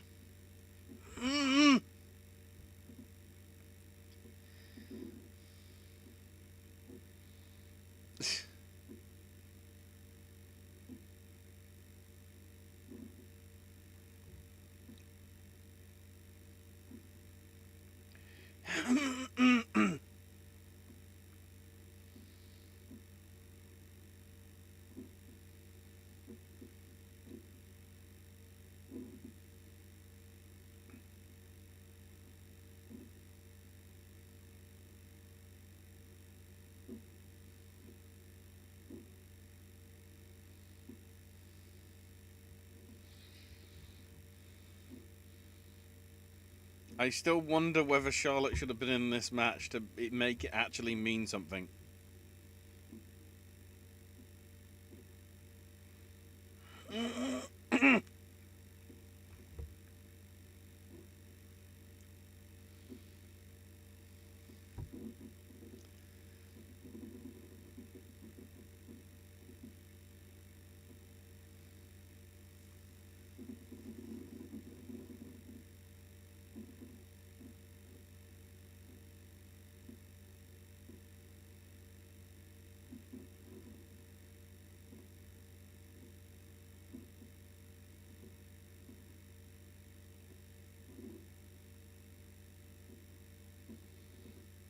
Io is not allowed to show emotion.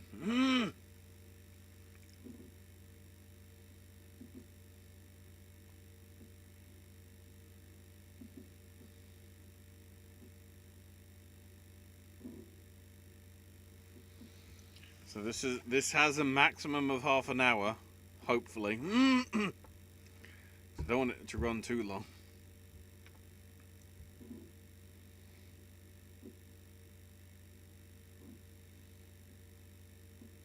That says everything. The last time the women main evented NXT Takeover was Respect, the Iron Woman match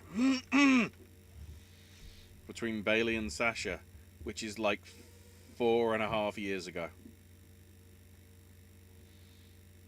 Actually, closer. Well, 4.5, but closer to, well, between 4.5 and 5.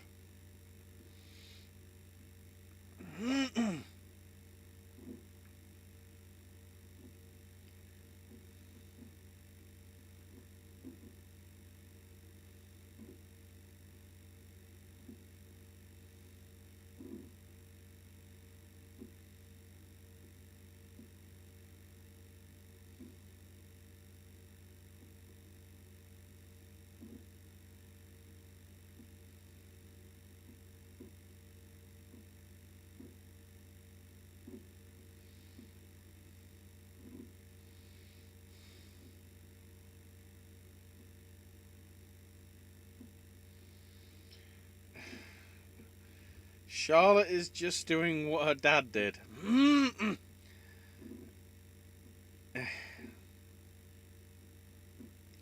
There's the problem.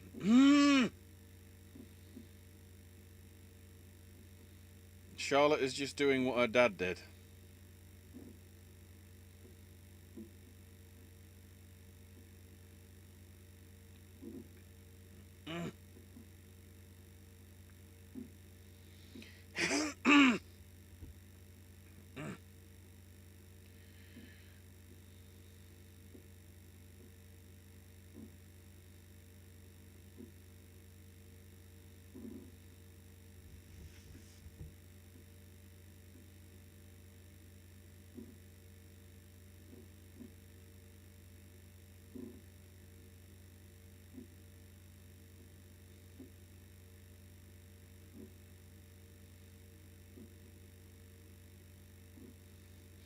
I just love it if EO decided to no-sell. It's like, I've had worse.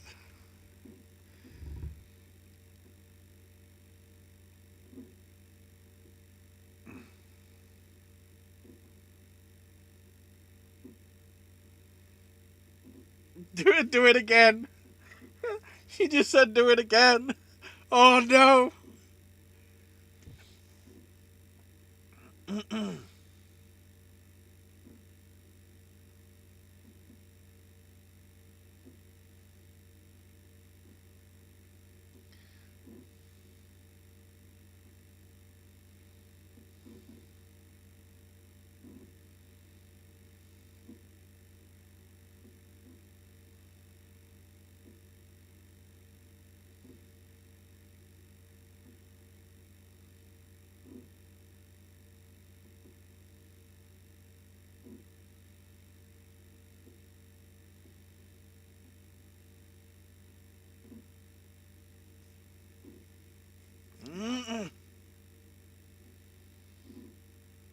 You've got to wait for the camera angle.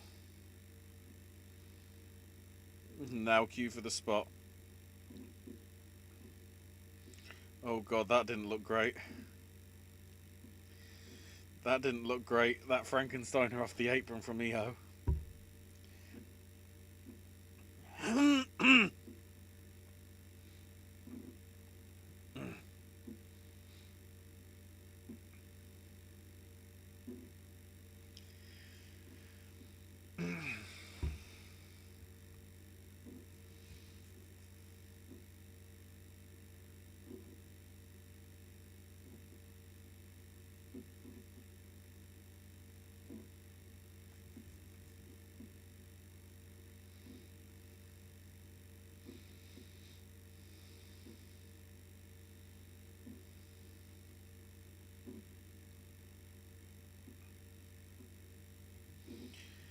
guessing Bailey. I'm thinking ahead to Bailey and Sasha just because that's where Charlotte should be on the Raw brand.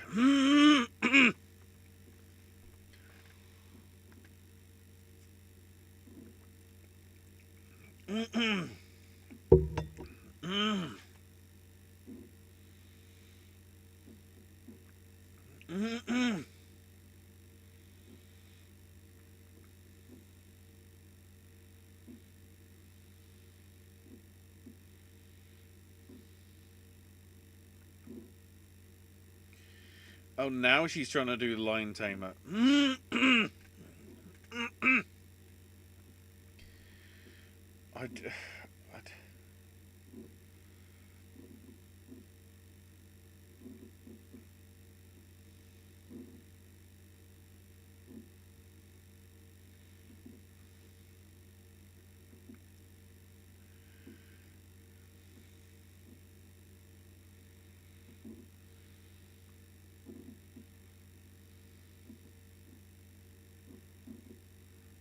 That wasn't clean either from Io.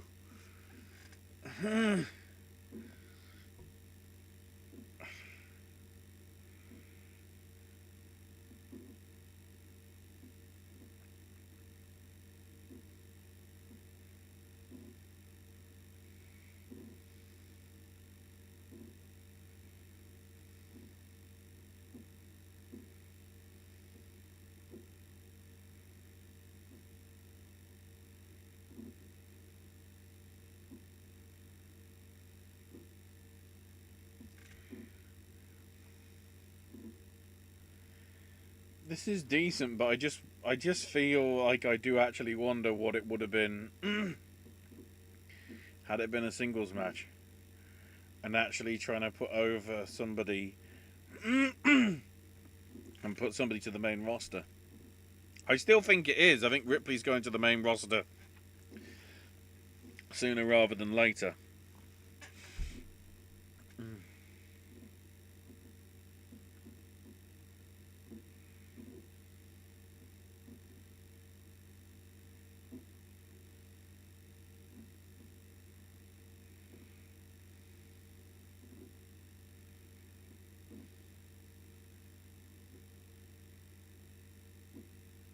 I don't know what that chant is. It just sounded like a yeah.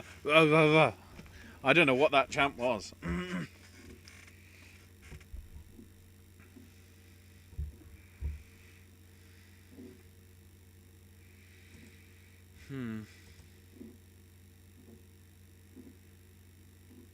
don't know what to think.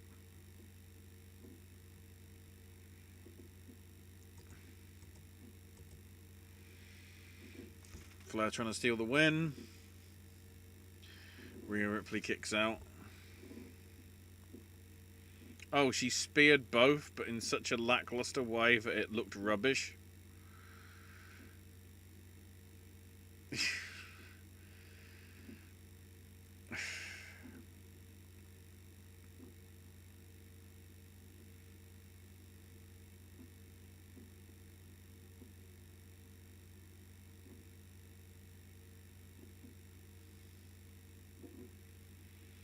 Charlotte doing a suck it thing? I don't know what that was about.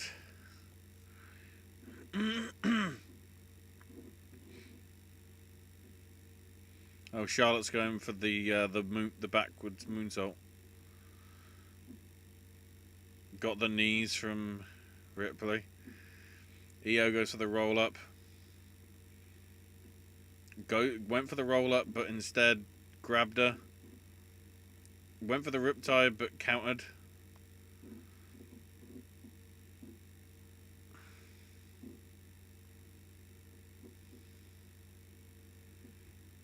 Crossface attempt. Rhea kicks Io in the face. Charlotte kicks her in the face. Ripley, that is. Ripley kicks out.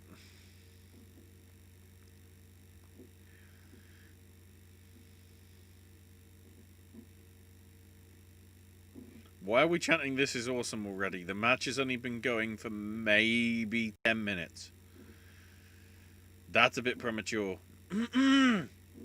Went for natural selection, missed. Ripley just slammed Charlotte down in some weird manner. Springboard drop kick from Io.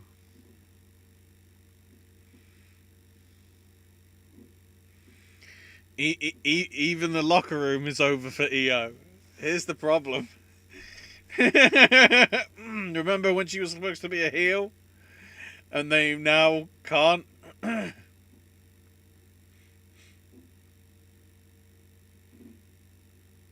Oh, natural selection instead to Io after she did the knee strike.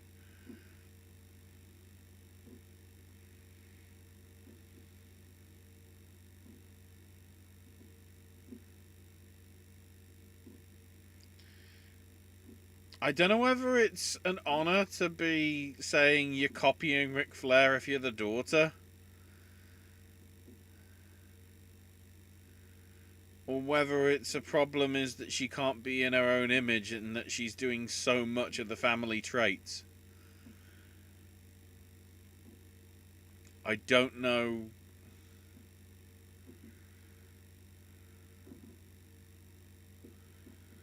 Going for the figure eight. Pulls her out by the hair. Oh.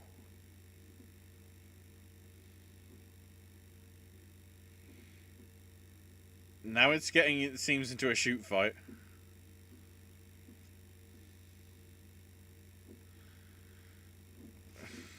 Rhea and Charlotte having a shoot fight on the outside. I'm guessing Io's trying to do a dive, maybe? Yeah. Oh, she nearly caught her foot on it, but she connected. Man, this... And Charlotte just randomly punched her, but Io didn't really do anything.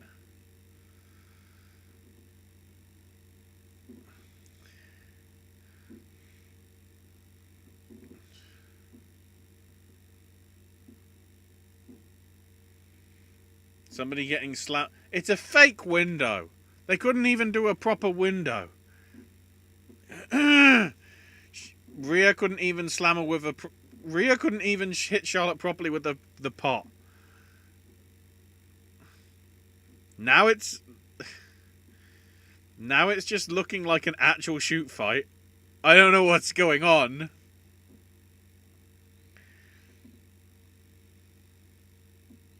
Charlotte no-sold that. I don't know what this is. I don't know what this has become.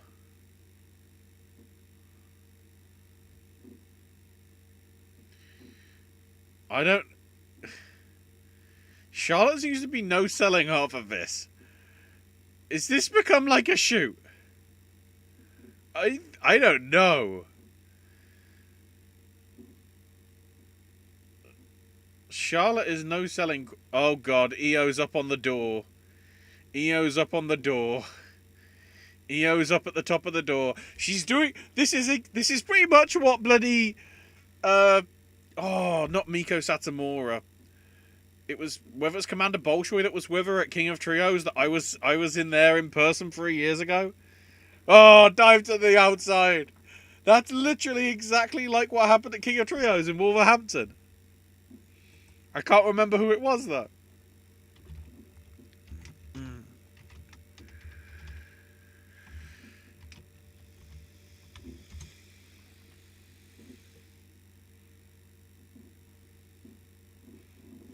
I'm determined to find out. Yeah, September the 3rd, 2017. I'm trying to remember who it was, though, with Miko as to who did the dive.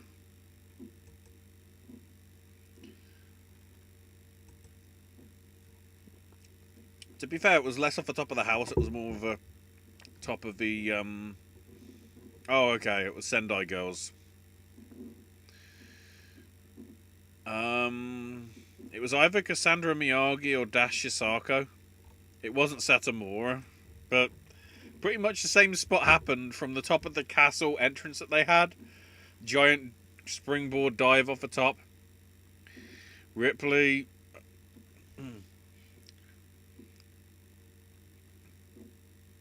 Io was going for the moonsault. Charlotte slammed into the turnbuckle. Rhea's doing the stuff on the top. Chops and hits. Is she going to try and do top rope riptide, I guess?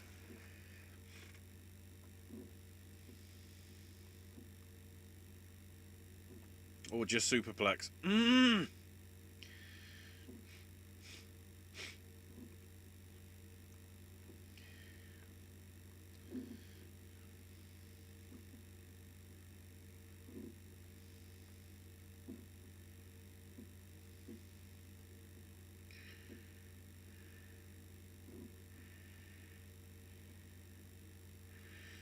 Top rope Rana.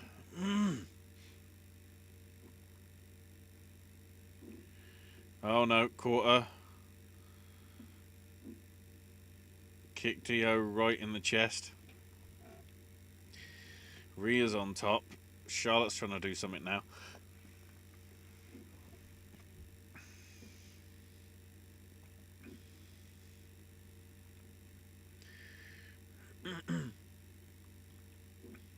I guess we've realised that Charlotte isn't Rick because half the time Charlotte doesn't want to sell. Uh-oh. Riptide from the middle rope.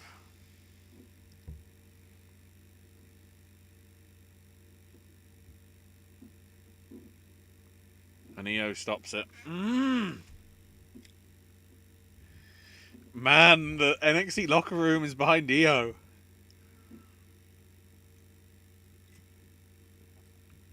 Went for the kick. 2 or 3 uppercuts.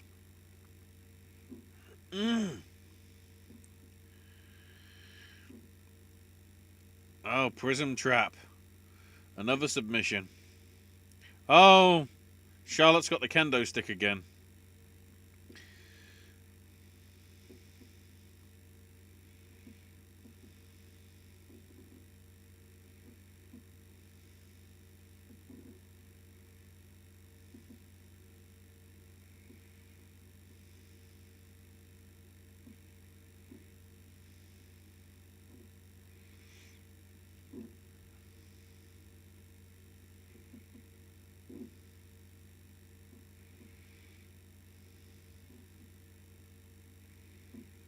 Speared her. And then I guess she's going for the figure 8. Oh, I'm guessing the idea here is figure 8 and Io's going to hit the moonsault and get the win.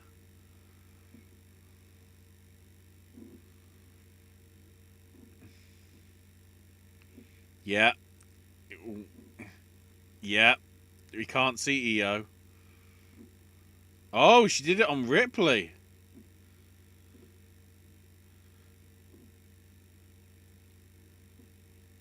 Oh.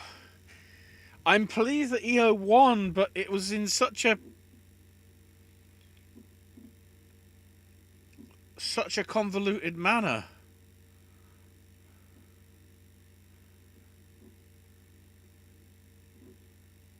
That would have been better if it was a singles match. If it was Charlotte versus Io, or if it was Rhea versus Io, that would have made sense. I don't think it worked as a triple threat. I don't think it gelled.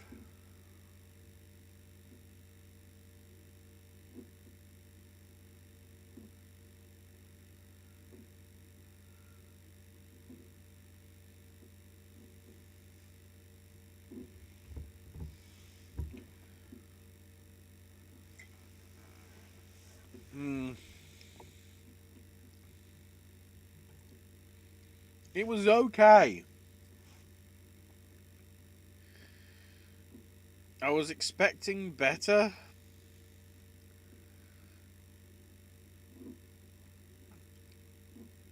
It didn't.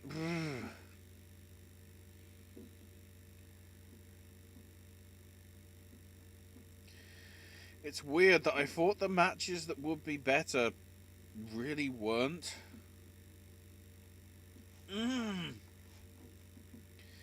The The 6-woman tag probably was just about expectations because I wasn't expecting much. The North American title was good, which it should have been. Cross and Ciampa was good. Balor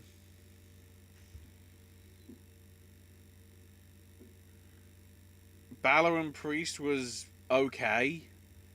This match was okay, and I felt that Cole and Velveteen really didn't deliver. And the logo comes up, so I guess we're fading out with Io as champion. There we go.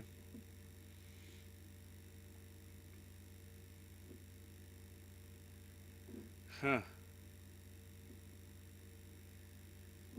Oh, that's interesting. WWE Network documentaries present.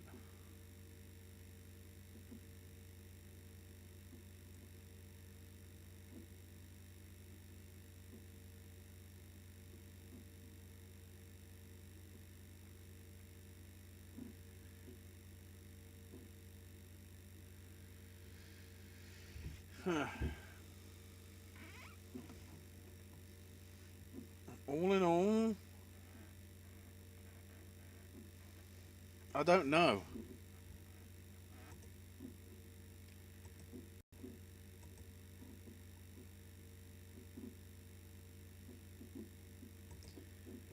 Oh, I didn't even put the bloody graphics on. Just to be fair, we'll put it on now. Except we've got to put it there. I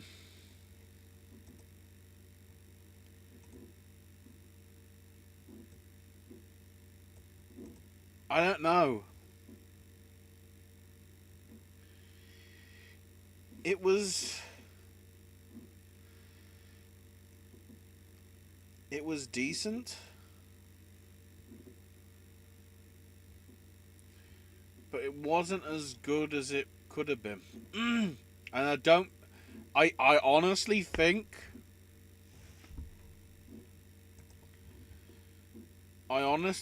the crowd could be a factor in that. And I don't think it's their fault. It's the fact that they've been there since what? 8:45 this morning? And are apparently on call there until roughly midnight, so another 2 hours or so? Huh.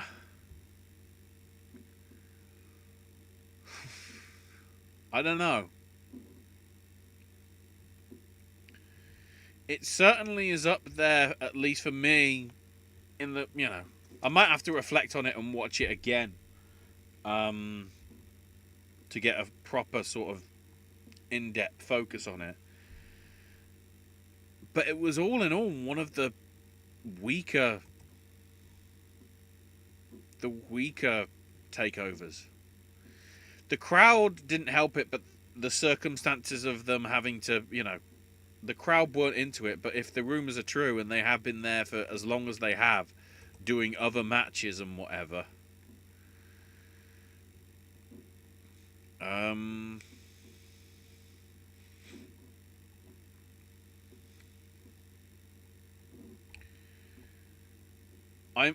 pleased. I'm pleased she won, but that moonsault win wasn't great because Io's knees went right in her face.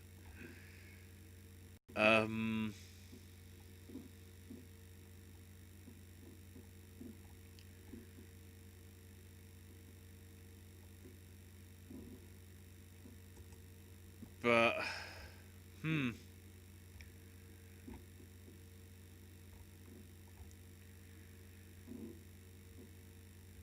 I don't know. It was still a good match, but I don't feel it was as good as it could have been if it had been a singles match. I still don't know why Charlotte was even... if Charlotte wants a match with Io Shirai, then why don't they do the whole brand, visit thing or whatever they call it? Why can't they have NXT people show up on Raw and SmackDown? I'd say that's only fair. Why is it only Raw and SmackDown? If they're supposed to be three equivalent brands, showcased by the fact that you literally had the NXT Women's Championship on a WrestleMania? I don't know. I just don't know.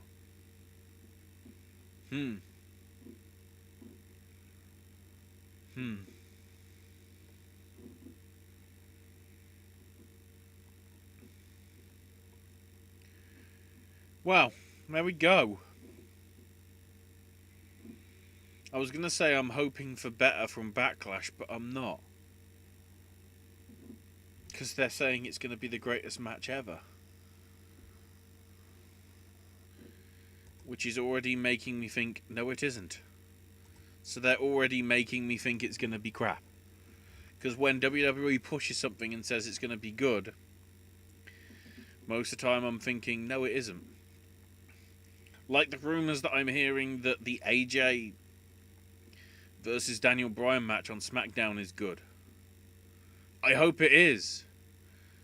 But half the time when I hear WWE people saying, oh, it's good, it doesn't deliver. AEW set the bar for that. People said that the Stadium Stampede match was a spectacle. That we can't deny. But in terms of NXT's retort, the Backlot Brawl felt really not worthy. They'd have done better having a street fight backlot brawl live in the venue rather than pre-taped with what they did. The only real sort of spot of speciality, I would argue, that was the left field one, which didn't even work, was the Uber thing.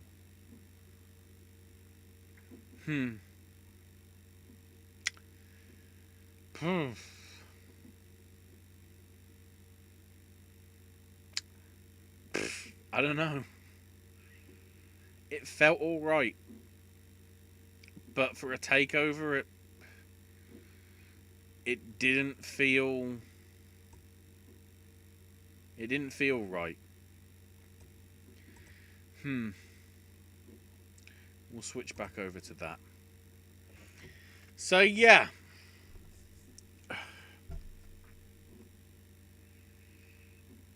Takeover was okay. Wasn't bad. Apart from the backlot brawl. But at the same time, it wasn't great.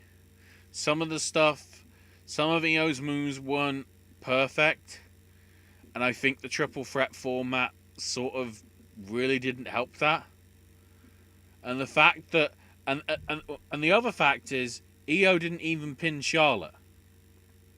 So unless Charlotte wants a rematch against Io and we're just going to get that randomly on an NXT, when that's a pay-per-view quality style match, I don't know.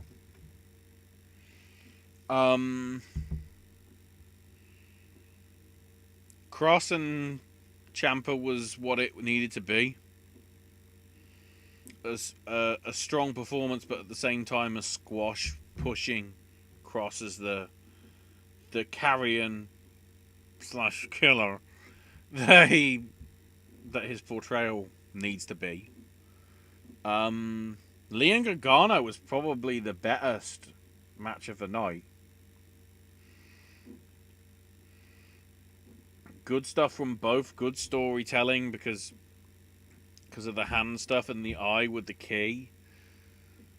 It probably said a lot because that was part of the actual entrance. The Doc Hendricks thing I still am confused about, but I like just because Doc Hendricks. In actual fact, no. The best bit of the night was William Regal going... what was... I can't remember. Promotional consideration.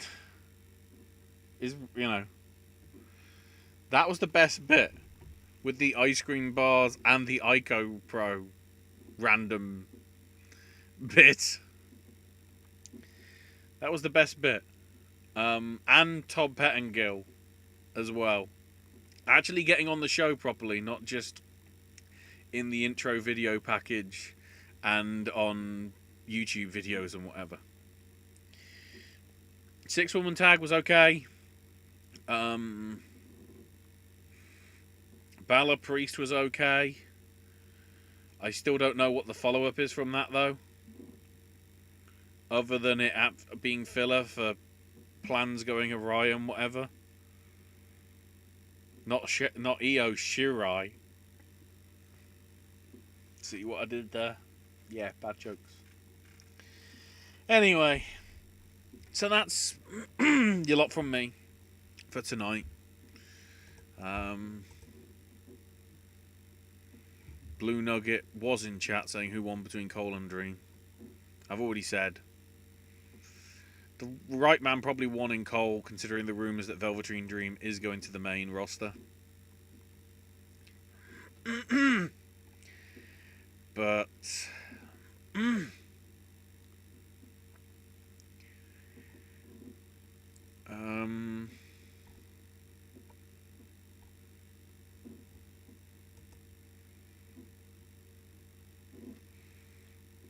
I didn't, I think it was okay. Okay to decent. It wasn't great, it wasn't bad. It's just somewhere in the middle.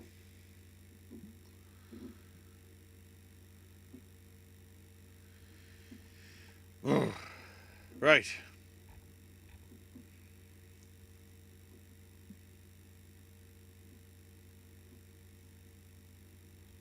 I think that's your lot from me. Check out all the other content here on the network. AJ's versus and other movie reviews coming up. I'm pretty sure there's one. If you're watching this on archive, there will be at least one for the Monday, the 8th, for you to check out in the very near future. In Sip and Snacks. Voices of Liberty, hopefully returning soon. I've got snack stashes to come. Gaming stuff, obviously with everything going on at the minute involving the Black Lives Matter issue. A lot of the stuff got delayed under the whole line of obviously, now isn't the time sort of thing. So whenever stuff does happen, expect content, me giving my thoughts about it here. The award stuff coming up in the next couple of months as well, as we build towards, as it stands, like 4 films possibly in the contention for Best Picture, because nothing else may be able. Well, we'll see what happens with the movie theatre releases and that over the next couple of months. Tentatively next Saturday, at least I'll be back, covering the fallout from NXT, along with the go-homes for Raw and SmackDown, more from Dynamite and Dark, and Being the Elite, NWA something, if it isn't Carneyland, Impact Wrestling as well. It's down there. What did my hand go with? MLW Fusion, probably not, because that'll be airing probably at the same time that we're doing the show, roughly. And then next Sunday, the greatest wrestling match ever. We'll see. I haven't got my hopes up. When you build up the hype and you don't deliver, it's your fault, your fault, your fault. So we'll see.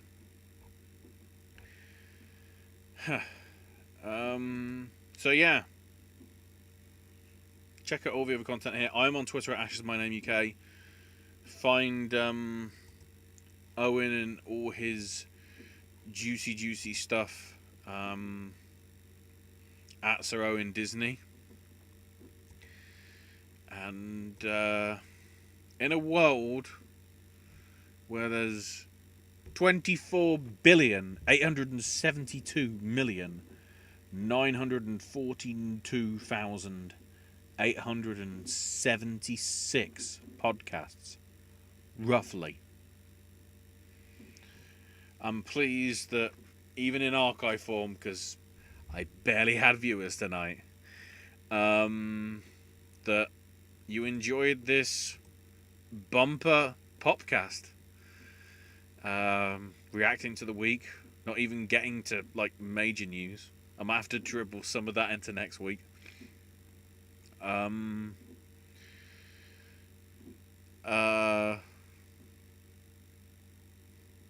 Yeah. That's the way it finishes. Oh no. Thanks for watching on the archive. Thanks for listening, in case you just got us in the background as a sort of, reactions audio feed. The positive thing is, with my audio being like this, at least mine will be in more sync than NXT's was.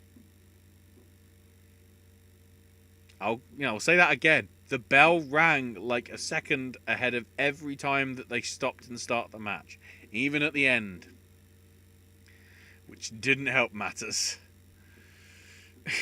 So, with that being said, thanks everybody, stay safe, and until tomorrow, boys and girls, that's all we got to say about that.